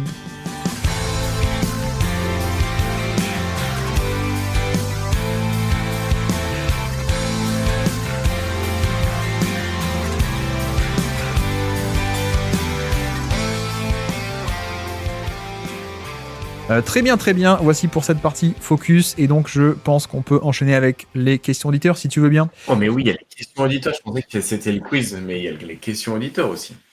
Tu pensais quizer là de suite? Bah Ouais, non. j'étais chaud du quiz. Question auditeur, question de Dismael qui nous dit quel serait votre 5 majeur pour mettre en place une défense de switch all en respectant un minimum le salary cap. T'as pas le droit de prendre que des superstars. Et en étant suffisamment viable en attaque aussi, précise-t-il. Qui c'est qu'on prendrait? Déjà, quel est le choix le plus viable en termes de big de switch all qui shoot ou qui est viable en attaque? Qu'est-ce qu'on peut prendre? C'est Davis peut-être? Ouais, est-ce que t'as envie de prendre Davy? Est-ce que tu prendrais pas Jaren Jackson Jr. plus maintenant? Est-ce qu'il shoot bien, Jaren Jackson? Ouais, il shoot mieux que Davis, je pense en tout cas. Non? C'est pas faux. C'est pas faux. Après, non, il y a un Chet Holmgren. Ça compte pour cette saison ou pas, Chet? Bah, ça compte. Est-ce que tu préfères Jaren Jackson Jr. ou Chet sur Switch? Je pense que. Ou alors tu prends Hartenstein. Ouais, mais Hartenstein, il est payé 30 millions, ça nous aide pas, quoi. Ah ouais. Alors que tu vois, Chet, pour l'instant, il est en contrat rookie, donc Allez. peut-être on peut tricher comme ça. On Il prend shoot. Chet. On Chet prend et Davis ou Chet et Jaren Jackson. Qui est-ce qu'on peut prendre d'autres? Des mecs qui vont bien switcher. Est-ce qu'on prendrait pas Marcus Smart quand même en meneur? Non. Non, ça marche. On peut prendre Kate Cunningham qui doit être aussi dans son contrat rookie pour le coup. Je sais pas, t'aimes bien la défense de Cunningham, toi? Bah, ouais, peut-être pas sur Switch, mais un peu plus en aide depuis le côté faible et un peu plus off-ball. Mais ouais, peut-être que du coup, sur du Switch All, il nous faut des mecs qui soient Et il nous faut des mecs qui soient bons aussi sur le porteur de balle, quoi. Parce que la question, c'est qu'on peut pas trop pas prendre que des mecs hyper chers, quoi. Tu vois. Ouais. J'aimerais bien prendre un McDaniels, mais c'est vrai qu'en attaque. Pas de shoot, non. Ouais, pas de shoot. Oui, mais en même temps, il nous demande d'être viable, pas d'être une équipe d'élite. Hein. Non, mais. Après, il y a la solution Tatum, mais ça fait cher, quoi. Ça fait une deuxième superstar, quoi. Est-ce que. Bah, de toute façon, ou alors on prend Tatum. T'as le droit à 2 superstars et après tu vas gratter. Ouais. Tu vas gratter. Moi, j'avais Tatum en tête. Le premier qui m'est venu en tête quand il y a eu la question, c'était Tatum. Donc, ouais. Vas-y, on prend Tatum. Donc, allez, Tatum, Chet Holmgren Davis. Donc, on a 3, 4, 5. Attends, mais on prend Chet Holmgren et Davis? Est-ce que est-ce qu'on fait pas Holmgren et Tatum comme raquette et on va chercher des extérieurs qui puissent se switcher plutôt? Ouais, si tu veux, vas-y. Genre Herb Jones? Ouais, pas mal. Herb Jones, pas cher. Ok, très cool. Herb Jones. Tac. J'ai pas trop envie d'aller trop gratter du côté d'OKC, mais on pourrait prendre Cason Wallace aussi, peut-être. Petit, peut-être, pour switcher. Ouais. Un peu petit, peut-être, sur un switch all. Tarison n'est pas cher. Tarison n'est pas cher. Après, ça shoot pas. Est-ce qu'on prenait pas plutôt Amen Thompson, un peu plus viable en attaque que Tarison, peut-être? Najee Marshall, moi, j'avais en tête, sinon. Najee Marshall, alors attends. Pour pas trop tricher avec du contrat rookie non plus. Parce que sinon, on prend les deux Amen, enfin les deux Thompson. Oui, c'est vrai. Bon, allez, on en prend un quand même. Amen Thompson. Qu'est-ce qu'on a dit d'autre? Qu'est-ce que tu m'as dit d'autre? C'était Herb Jones qui était très bien. Herb Jones, Amen Thompson. Herb Jones, Tatum. Allez, on prend une star, Tatum. Chet. Chet ou Davis alors? Moi, je préfère Davis en switch. Allez, je pense. Ouais, moi aussi. Mais c'est en attaque, ouais, bon, ça passera. Les pick and roll Tatum Davis, je pense que ça va être sympa quand même. Et il nous faudra un dernier page. Ah ben Najee Marshall. Ouais, Najee Marshall. C'est pas mal en vrai. Amen Thompson, Najee Marshall, Herb Jones, Tatum, AD. C'est pas mal, ouais. Franchement, c'est pas mal et on respecte à peu près le salary cap. En plus, Najee Marshall, il met des flotteurs, ça va. Herb Jones, il met 2-3 catch and shoot ouverts.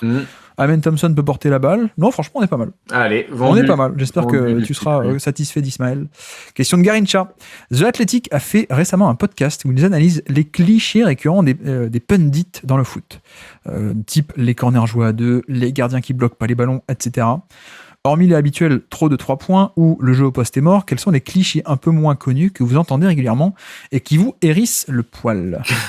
Que les Lakers, ils ont beaucoup de lancers francs parce que c'est les Lakers. Et pas parce qu'ils jouent avec Davis et LeBron James, tu vois. Ça vraiment non, mais ils nous demandent des trucs faux. Oh, des cons. Non, je suis d'accord, évidemment. Je suis d'accord. Non, c'est une bonne question, ça. C'est une bonne question. Bon, le coup de trop de 3 points. Le coup de... Tout le monde joue pareil. Ça aussi, c'est vrai que c'est un peu... Ouais. C'est un peu débile. Ah si. Les gros marchés, les petits marchés.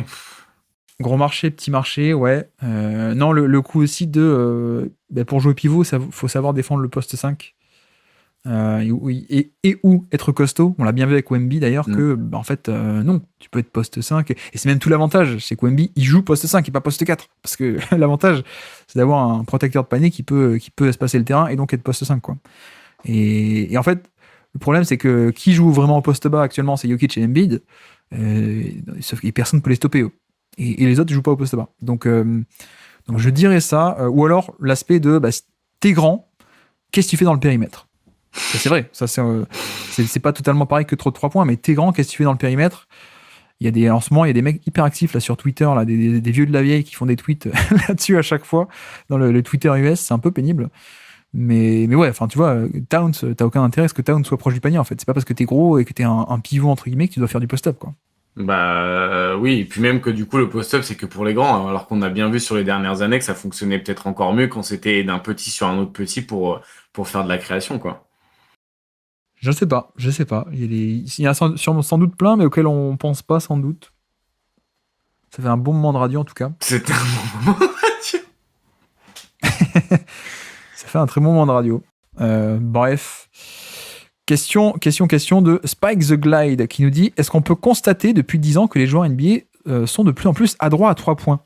Et si oui, est-ce que cette tendance continue? Est-ce que ça va pas à terme renverser l'augmentation du nombre de 3 points observés? Bonne question, Azad. Est-ce que la question c'est est-ce qu'il y a de plus en plus, est-ce que les mecs sont de plus en plus adroits à 3 points ou est-ce qu'il y a de plus en plus de mecs qui sont adroits à 3 points? Est-ce que en gros les mecs s'améliorent à 3 points au global? Je sais pas, moi j'ai pas. Est-ce qu'il n'y a pas une limite à quel point on peut être bon à 3 points vu la distance qu'il y a entre les mains du joueur et le cercle? Est-ce qu'on pourra vraiment dépasser ces 36 ou 37 de moyenne? C'est ce qui est à peu près, c'est ce qui est toujours un peu rigolo, c'est que le volume à 3 points a explosé depuis 15 ans, et l'efficacité non en fait. L'efficacité est toujours autour des entre 35 et 36. Voilà. C'est quand même ce qui est assez notable, c'est que l'efficacité, en tout cas d'un point de vue la moyenne de la ligue, ne bouge pas. Donc ça c'est assez stable au final. Après il faut voir sur le long terme, est-ce que si effectivement si à long terme t'as que des mecs qui arrivent en NBA dans 20 ans qui seront tous bien shootés, qui ont appris à shooter, peut-être, mais en tout cas, tu vois, à part quelques années un peu extraordinaires du genre 2021 où il y avait personne dans les salles ou des années comme ça, bah c'est vrai que le pourcentage à 3 mois a toujours été stable quoi, depuis X années. Donc non, il n'y a pas d'évolution. Il n'y a pas d'évolution du tout. Et est-ce que ça va renverser des trucs tactiques où les défenses délaisseraient moins la défense du 3 points? Non, je pense pas. Je ne pense pas. Disons que même si le 3 points monte à 37-38%, le panier est à ce point rentable, premièrement, et puis deuxièmement, aller au panier a aussi beaucoup plus de conséquences tactiques. Donc je pense que, à moins que le 3 points, il y ait une moyenne à 44%, Ouais. je pense que la priorité sera quand même de défendre l'intérieur et le panier. Autre question de Garincha qui nous dit, après Amir Kofi et Josh Mino, quels seront les prochains noms qui vont passer de jeux de mots nuls à joueurs NBA? Il nous propose Noah Clowney, Traveling Queen, Ricky Council ou Justin Champagny. Traveling Queen. Traveling Queen, ouais, c'est pas mal. J'y crois. Champagny, alors quoique non, il dit Justin, mais c'est vrai que Julian Champagny est un vrai bon joueur NBA, je trouve. Oui, pour le coup, lui, c'est un peu. Enfin, un vrai joueur NBA déjà. C'est déjà pas mal. Non, moi j'ai hâte que lui devienne plus un jeu de mots et un vrai joueur NBA, c'est On Your Lap B-Team. Tu te rappelles de On Your Lap B-Team ou pas? Je me rappelle. On Your très Lap bien B-Team qui avait joué l'an dernier aux Bulls, hein, je crois. Oui. Qu'est-ce qui devient le On Your Lap B-Team? Je sais pas, mais je me rappelle très bien être là, genre, mais qu'est-ce que tu veux que je mette sur mes hanches? Alors que du coup, les laps, c'est même pas les hanches en plus. Oui, c'était une question de quiz. Qui est On Your Lap B-Team? Et tu t'es dit, mais qu'est-ce de quoi Et il j'avais parle? trouvé, parce qu'en fait, c'est un joueur turc des Bulls à l'époque. Et il est au Bayern Munich cette année, donc il est plus en NBA. Mais ça aurait été cool. Comment? Vukcevic. Parce que lui aussi, Vukcevic, ouais. c'est un peu un jeu de mots vu qu'il ressemble beaucoup à Vucevic, mais. Non, mais t'as raison, Vukcevic, ou alors de l'autre côté, tout ce qui est aussi Jovic et Topic, Ouais. ça ferait très FIFA versus PES, quoi. Tu sais, à l'époque où PES, ils n'avaient pas les licences, et donc t'avais pas Nikola Jokic, pardon, t'avais Nikola Topic, quoi. C'est marrant. Mais non, mais ouais, je pense que, ouais, On Your Lap B-Team, j'espère qu'il va revenir en NBA. Question de Omegrat qui nous dit Paolo Banchero, cette saison, en avis? Point d'interrogation. Qu'est-ce que tu penses de la saison de Paolo Banchero? Bah, il a pas beaucoup joué, hein. Ouais, je pense qu'il est quand même un peu tôt pour se prononcer. Il a fait 5 top matchs, et là, depuis qu'il est revenu, ça se passe pas très bien. Mais oui, j'ai du mal à m'exprimer sur... Attends, je vais vérifier, mais il y a quoi, 12 matchs, même pas? Ouais, c'est ça, 12 matchs. Par contre, les défenses s'adaptent de mieux en mieux pour le stopper. Il y a un peu moins... Déjà que l'année dernière, il avait des problèmes d'efficacité. Mais là, tu vois, le match contre Boston, vraiment, la défense de Boston faisait en sorte que, en gros, il laissait les autres joueurs du Magic essayer de faire quelque chose, mais le but, c'était quand même vraiment de l'arrêter. Donc, il a quand même un niveau qui fait que les défenses en ont peur et schématisent leur défense autour de lui. Mais par contre, il n'arrive pas, lui, à en faire grand-chose, quoi. Question de Tom qui nous dit... les questions de Tom, donc il y en a plusieurs. Est-ce que pour vous, il y a des raisons de doubler un joueur à mi-distance? Les conséquences sont souvent pires que de les laisser shooter. Eh ben, JJ Redick et les Lakers ont bien montré ça hier sur Porzingis. Oui. Un peu ça. Après, quand au poste, c'est Zion Williamson qui peut prendre un mec de vitesse ou l'enfoncer, ça a peut-être plus de sens de le doubler. Ça dépend des mecs qu'il y a autour du joueur aussi, quoi. Bah, disons qu'en plus, les prises à deux, finalement, elles surviennent sur des cas très précis, en fait, et sur que 2 cas très précis. C'est au post-up, Oui. donc très proche du panier, ou alors c'est sur un écran pick and roll, en fait. Mais parce que l'écran vient poser une problématique, et donc de comment est-ce qu'on fait, il y a un décalage grâce à l'écran. Donc là, ça s'entend de venir doubler si t'as pas envie de concéder un décalage trop grand où tu veux essayer de compenser ou d'anticiper. Mais tu vois, à part ça, c'est vrai qu'il y a pas tant que ça d'autres types de prise 2. Ou alors, si c'est vrai, parfois sur des mismatchs. Sur isolation, sur mismatch, on peut envoyer une prise à 2. Ça peut se faire aussi. Mais ce que je veux dire, c'est que le problème de doubler à mi-distance, c'est la zone du terrain en fait. Parce que autant il y a les fameux, tu sais, les switch and double, donc tu switches et puis ensuite la prise 2, elle vient à retardement, notamment à 3 points, ok, donc tu fais lâcher la balle au mec. Le problème c'est qu'à mi-distance, si t'es à mi-distance, ça veut dire que t'es en plein cœur du jeu, quoi. Et donc notamment t'es plus proche du panier et t'es surtout au cœur du jeu où a priori les joueurs vont être autour de toi. Donc vu que les circuits de passe vont être plus courts, la passe va être plus rapide. C'est vrai que c'est quand même dangereux de vouloir faire une prise à 2 à ce point quand la balle est au cœur du jeu et donc les solutions vont être faciles à trouver en fait. Donc ouais, je pense que à moins qu'il y ait un écran, une sortie d'écran par exemple, ça peut s'entendre, mais c'est quand même assez rare les prises à 2 sur mi-distance. Autre question. Retour de Aaron Smith au moment où la défense d'Indiana se stabilise. Vont-ils finir la saison dans le top 4 selon vous? Top 4 de l'Est, je pense. Non. Je pense que Milwaukee restera dans le top 4. Ouais, je sais pas, mais tu sais qu'il paraît qu'ils ont un peu la cote, les Pacers en ce moment. J'ai entendu Ben Taylor en dire beaucoup de bien, notamment. J'avoue que je suis toujours un peu inquiet sur les mêmes choses, moi, et puis j'ai peut-être pas assez vu dernièrement. Mais oui, là, ils ont enchaîné 1, 2, 3, 4, 5, 6, 7, 8 victoires pour 2 défaites sur les 10 derniers matchs. C'est pas mal du tout. Après, ouais, tu vois, si tu me dis ils sont top 4 parce qu'ils carburent en saison régulière, ça me choquerait pas, quoi. Si tu me dis ils battent une vraie équipe qui est pas blessée pour aller en finale de conférence, là, je serais surpris. Mais sur la saison régulière, c'est une équipe jeune. J'ai pas de mal à aller voir plus carburé que des vieux qui prennent ça un peu par-dessus la jambe, quoi. Genre Milwaukee, New York, quoi. Je pense. Et puis, autre question, le nom de shooting guard pour le poste 2 est-il encore justifié avec la généralisation du shoot sur tous les postes? Alors, est-ce que tu connais l'origine de pourquoi ça s'appelle des guards et des forwards? Toi, tu le connais? Je crois que je crois l'avoir. En fait, je crois le connaître ou alors je l'ai rêvé. Mais en fait, à ma compréhension, à l'époque, du coup, le basket, c'était, il y avait, en gros, je crois qu'à l'époque, il y a eu un moment où c'était du 3 contre 3. Et du coup, c'était les mecs qui attaquaient, les mecs qui défendaient, les guards et les forwards. Et du coup, les centers, c'était les mecs qui jouaient l'entre-deux après chaque panier. Et du coup, ceux qui récupéraient le ballon devenaient les forwards et ceux qui avaient pas le ballon devenaient les guards. D'accord. Ok. Là, c'est encore un autre un gros moment de radio. Et pourquoi ça s'appelle comme ça? Faudrait retrouver la raison. Mais en gros, je sais plus dans quoi je l'ai lu. C'est terrible. Bah après, c'est vrai que par rapport à la question, il nous dit est-ce que c'est encore justifié de dire shooting guard vu que tout le monde s'est shooté maintenant? Alors, il y a ça. Oui. Puis il y a aussi le fait que de l'autre côté, c'est pareil, finalement, point guard.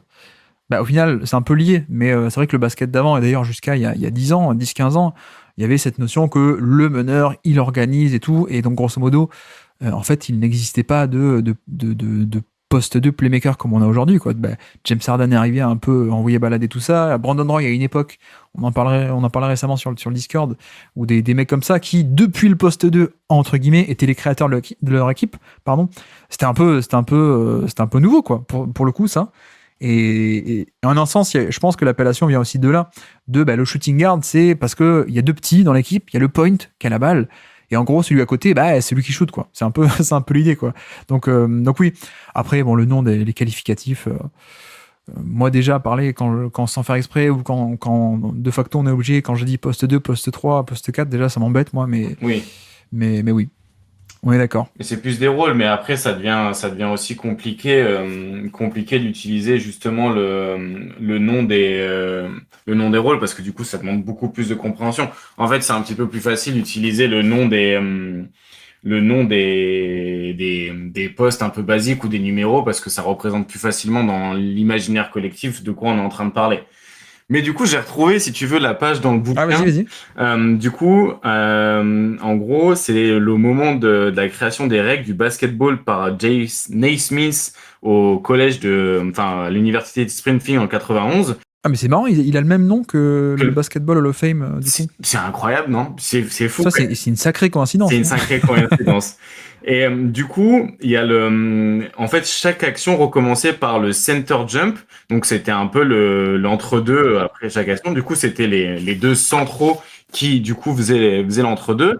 Et du coup, en gros, très vite après ça, le jeu devenait un truc entre 5 joueurs qui attaquaient et 5 joueurs qui défendaient. Et en fait, les équipes... Alors non, ça devenait des jeux à 5. Et du coup, dans une équipe, il y avait un center, qui faisait du coup l'entre-deux. Il y avait 2 gardes qui protégeaient leur propre panier et 2 forwards qui attaquaient le panier des adversaires. D'accord. Du coup, c'est pour ça qu'en fait, à la base, tu avais des right forward, left forward, right guard, left guard. Et du coup, c'est parce que du coup, en fait, ils ont été appelés comme ça à l'époque où guard, c'était les mecs qui défendaient et forward, c'était les mecs qui attaquaient. Parce que guard, du coup, ça veut dire quoi? Enfin, guard, ça veut dire quoi? Ça veut dire défendre ou Oui. en garde? Enfin, oui, ça veut dire défendre. Et forward, ça veut dire aller de l'avant, quoi. Effectivement. Donc, en gros, ça vient un peu de là, le nom des positions. Donc, en gros, pour vous dire à quel point ça veut rien dire quand un mec dit power forward ou shooting guard, c'est que ça date d'un truc il y a genre 3 siècles où les mecs, ils jouaient pas du tout le même sport, quoi. En gros, c'est les mecs qui restent en arrière, quoi. C'est limite défenseurs centraux et attaquants, quoi. C'est un peu l'idée. Non, mais effectivement, ce que j'allais dire par rapport à la question de Tom, il n'y a pas que shooting guard au final, parce que quand tu dis power forward aujourd'hui, finalement, on s'en fiche que le mec soit powerful, quoi. Autant à l'époque, Karl Malone et tout, oui. Et pendant des décennies, mais là aujourd'hui, on s'en fiche, quoi. Donc, power forward, c'est un peu pareil, quoi. C'est le entre guillemets poste 4 n'a pas besoin d'avoir du power, quoi. Donc oui, ça marche aussi, mais c'est les dénominations d'avant qu'on garde par nostalgie, je ne sais pas, ou par habitude. Question de Panaché qui nous dit d'où vient cette recrudescence de pull-up à 3 points pris par des stars et pas particulièrement bonne à 3 points, du genre Edwards ou SGA. Bah, parce que ça rapporte plus qu'un pull-up à 2 points. Et que la réussite, elle dégringole pas tant que ça entre le pull-up à mi-distance et le pull-up à 3 points, je pense. Ouais, il y a un côté rentabilité. Le fait que si t'es bon à 2 points, recule d'un pas, et en fait, tu vas plus gagner en rentabilité bonus que tu vas perdre en pourcentage. Donc ça, c'est cool. Puis il y a aussi le côté tactique, en fait. Le pull-up à 3 points est une arme tactique hyper intéressante, notamment pour battre des drops ou des trucs comme ça. Donc peut-être ça vient de là. Je pense un peu le mélange des deux, à mon avis. Question de Big Barchio, j'espère que je prononce bien, qui nous dit: petite question pour le prochain hebdo, que pensez-vous du projet d'Orlando qui sera déjà au-dessus du first apron l'an prochain avec Banchero qui sera toujours sur son contrat rookie? Ça m'étonne un peu, non? Je vois pas trop de gros contrats, moi, Orlando. Bah, le contrat de Wagner, il va commencer, celui de Suggs aussi, et Suggs, il a signé un gros contrat, non? C'est vrai. Ouais, effectivement. Est-ce que t'es content du projet Orlando ou pas? Bah, ils sont à un trade de Banchero d'avoir une équipe correcte autour de Wagner. Non, mais je pense pas que les 2 joueurs soient forcément faits pour fonctionner ensemble. Et du coup, ouais, pour moi, il y a un peu de dissonance, et c'est un peu le même problème qu'il y a entre Brown et Tatum, c'est que c'est 2 gros porteurs, enfin, c'est 2 joueurs à gros volume et à grosse responsabilité. Et il y en a un qui a des problèmes d'efficacité et qui sait pas vraiment aussi jouer sans ballon avec Banchero. Donc ouais, je suis pas convaincu du fit théorique entre les deux. Je pense que ce qui manque un peu, malheureusement, mais parce que c'est quand même le plus dur à trouver, c'est un vrai créateur offensif, quoi. Alors, on peut avoir des avis différents d'ailleurs sur Banchero. Est-ce que lui peut être ça? J'avoue que moi, un vrai porteur de balle d'élite qui shoot, qui passe, qui drive, ça me plairait bien, quoi. Là, ils ont un peu tout. Ils ont les fondations avec la défense, des jeunes, etc. Il manque quand même pour moi ce qui est aussi un dé ou l'élément le plus important, quoi. Si tu veux gagner et être candidat au titre, c'est il te faut un joueur top 10, quoi, ou un joueur top 15. Ça passe par là, et pour l'instant, ils l'ont pas, quoi. Donc je dirais que c'est quand même le seul truc qui manque. Et Paul Banchero, ça peut être sympa. Franz Wagner, ça peut être sympa. Jalen Suggs montre plus de qualité offensive que le simple 3&D qu'il était avant. Mais tu vois, ça me manque d'une vraie option, quoi, d'un vrai playmaker, d'un vrai créateur d'élite. Je trouve pour atteindre le dernier step, quoi, au final. Plus peut-être le spacing, d'ailleurs. On n'a pas trop parlé, mais ça manque un peu de shoot, je crois. Oui. D'ailleurs, KCP, on aurait pu le mettre dans les déceptions, un peu, Ouais. je crois, cette année. Il fait pas une grande saison en termes d'efficacité. Mais ok. Et puis, dernière question de Thibaut Gouin qui nous dit: selon vous, quels sont les joueurs de plus de 25 ans qui ont le plus de chances de faire un grand bond en avant dans le classement de la syllabe l'été prochain, donc notre top 100? Qui est-ce que tu vois bien, parmi les vieux, entre guillemets, s'améliorer beaucoup ou monter en fin de saison dans le top 100? Garland, il a plus de 25 ans. Ah, Tyler Hero. Tyler Hero, ouais. Je crois que Garland et Hero sont les deux à 24-25. Hein. Ils sont peut-être un peu limite. Hartenstein. 24 Garland. Quoi, non, c'est demain son anniversaire, le 26 janvier. Et Tyler Hero, c'était le plus vieux de quand on a fait le top 25 des moins de 25, et donc c'est sûr qu'il aura 26 l'année prochaine, ou cette année. Oui. Donc lui, ça sera bon. Et il y a l'idée de... Oui, Hartenstein, on l'avait mis assez bas parce que peu de minutes. Je pense que du coup, ça va peut-être être plus haut cette saison. Zubac aussi. Zubac qu'on avait ouais, c'est un peu le candidat idéal, je pense. Zubac, ouais. Ouais, qu'on avait hésité à faire rentrer. Oui, bah, clairement, Zubac, il passait d'un mec qui avait un minutage de titulaire, mais de petit titulaire. Mais là, vu l'importance qu'il a cette année, 32 minutes par match est clairement au centre du projet, et offensif et défensif. Donc je pense que c'est peut-être lui qui va le plus augmenter. Je pense, j'essaie un peu de retrouver le top 100. Il nous parle aussi de Norman Powell. C'est vrai que pareil, Powell, c'est quelqu'un qui était en sortie de banc. Mais à partir du moment où le mec joue beaucoup un vrai rôle, je pense qu'il peut aussi beaucoup monter dans un top 100, quoi, au final. Ouais.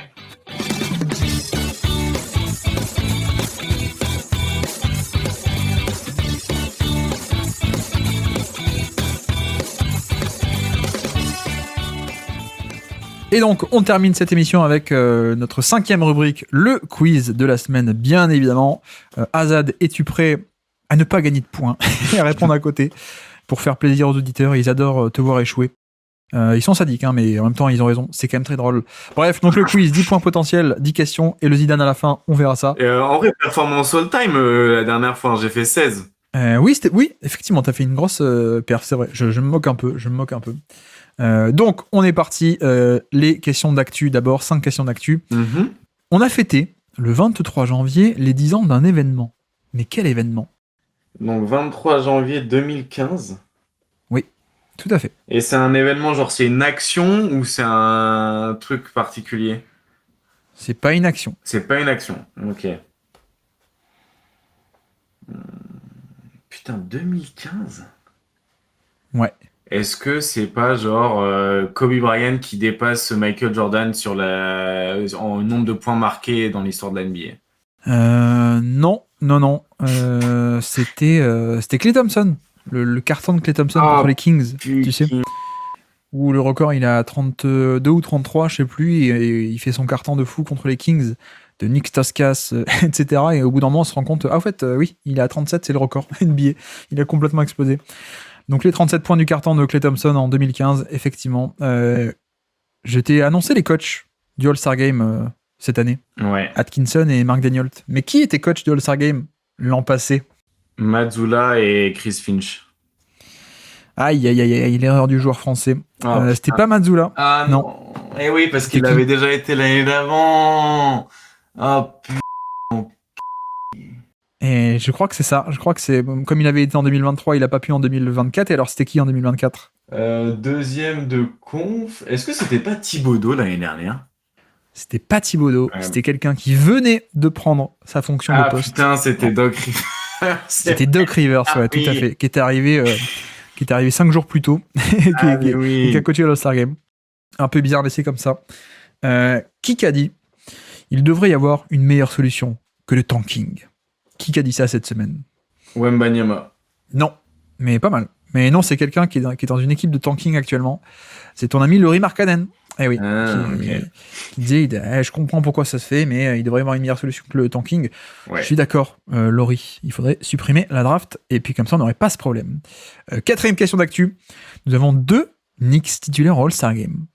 C'est la première fois depuis quand? Depuis quelle année? Je vais dire à 8 ans près. Oh là là. Attends, tu dis, c'est les titulaires, hein, pas qu'il y ait 2 gars, mais qu'il y ait 2 titulaires. 2 titulaires, ouais. Donc c'est Bronson et Kat, évidemment. Ouais. La dernière fois que 2 Knicks étaient titulaires All-Star Game, c'était... je pense que je vais me tromper, mais je vais dire... Attends, c'est en quelle année? Du coup, je vais dire 93. 93, c'est une très belle année, mais non, c'était 75. Ah putain, j'ai à l'époque avec 70. Tu vois, j'aurais dit 70 ou 93, et ok, bon bah... Ce serait passé. Earl Monroe et Clyde Fraser, pardon, à l'époque pour les Knicks. Après, je t'aurais accordé 2011, puisque techniquement en 2011, Carmelo Anthony n'est pas échangé, mais c'est comme si ça allait se faire, tout le monde savait. Et ce qui était marrant, c'est qu'en fait, il joue contre Amare Stoudemire qui est titulaire de l'autre côté. Ok. Donc t'as Carmelo qui est titulaire à l'ouest et Amare à l'est, et ils jouent l'un contre l'autre. Alors qu'on sait que le trade va se faire, mais bref, donc désolé, pas de points pour Mais je celle-ci. suis une cata là sur le quiz, là, c'est chaud. Dernière question d'actu, qui a postérisé cette semaine Jonas Valanciunas? C'est un peu marrant. Ah putain. Ah, je sais. Non. Oh putain, jouer contre qui, c'est T'as pas un petit indice en scred là? Ça pourrait devenir gênant. Ça pourrait. Ah ok, parce que du coup c'est un Lakers. Rui Hachimura. Non, c'était LeBron, hein. Tout simplement, c'était LeBron James. Ok.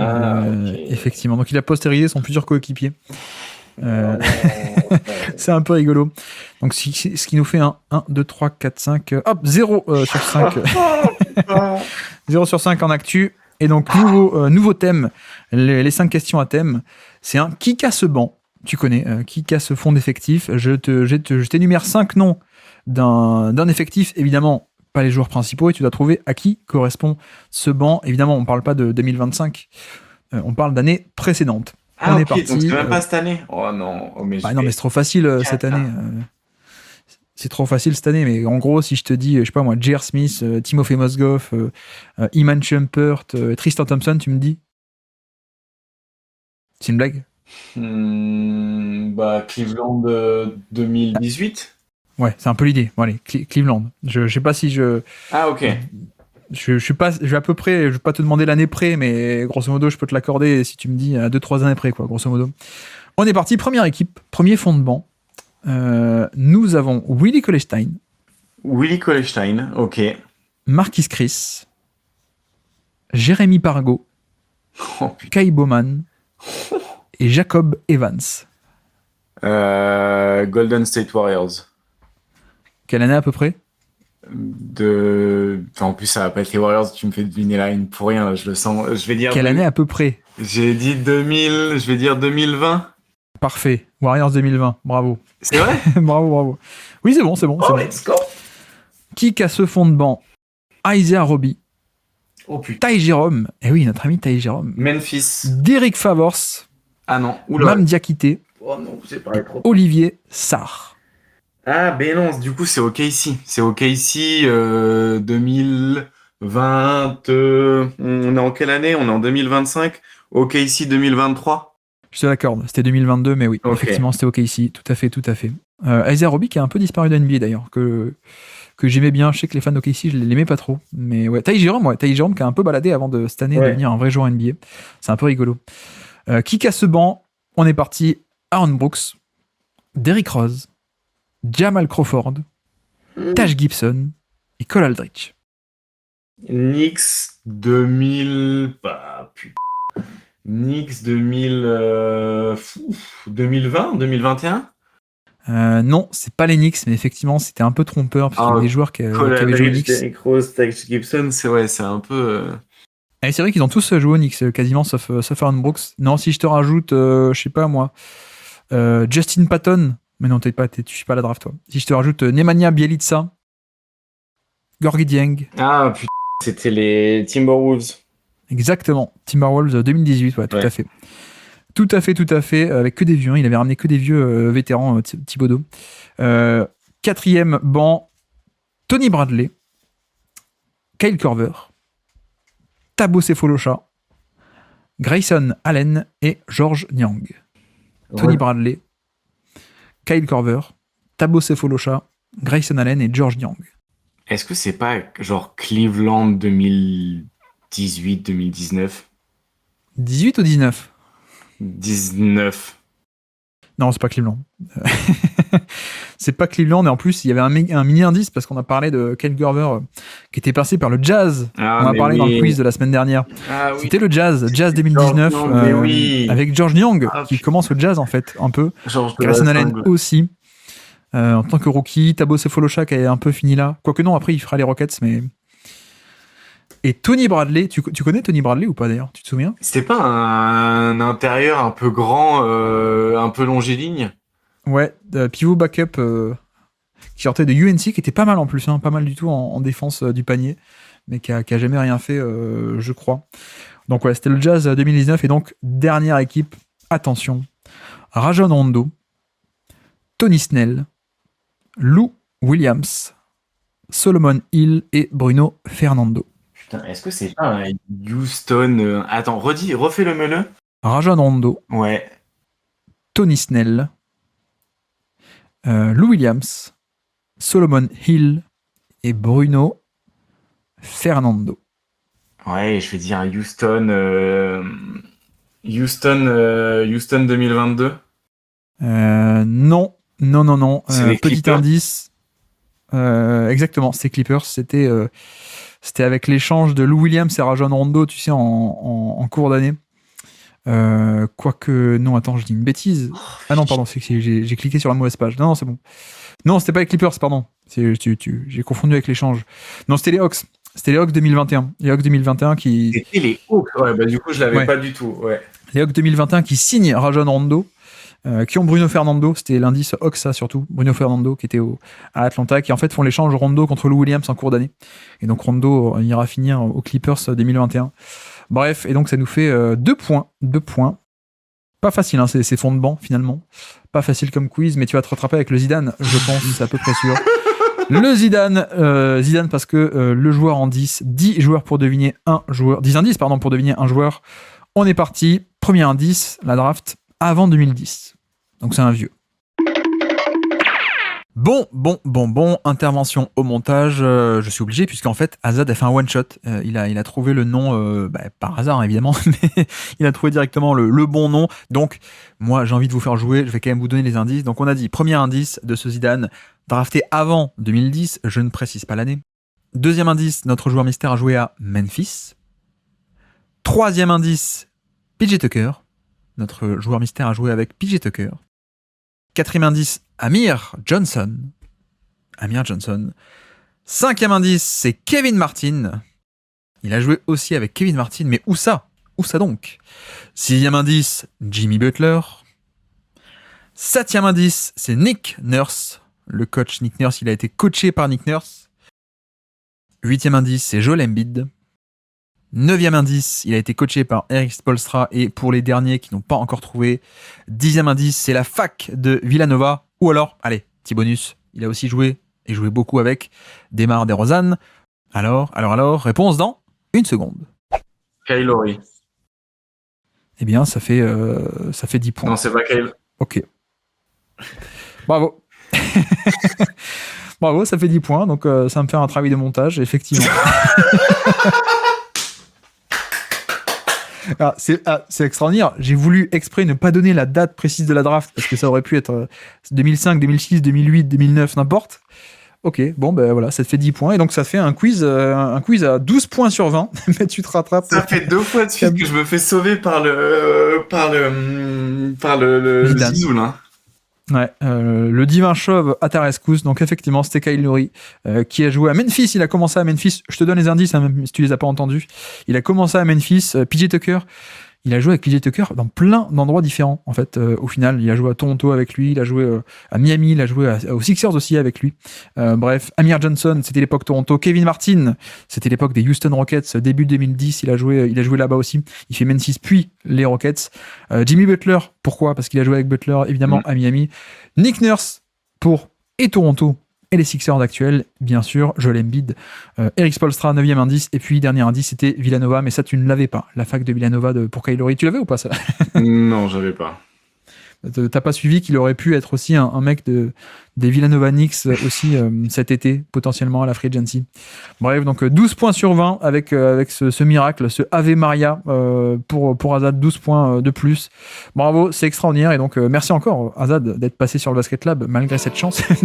Merci pour cet hebdo, merci. Avec grand plaisir, avec grand plaisir. Ouah, j'ai eu chaud. Merci à tous d'avoir suivi cet épisode, j'espère que ça vous aura plu. Et bon, je suis désolé, hein, c'est quand même moins marrant quand Azad trouve le quiz directement. On n'a pas le côté galère, hein. C'est quand même moins rigolo. Mais bref, voici pour cet hebdo un peu plus court que d'habitude. Alors pourquoi ? Je le rappelle si vous avez manqué l'info, mais je le redis encore et encore. Mais il y a toute une partie en fait, on a passé plus de 30 minutes à parler de Boston.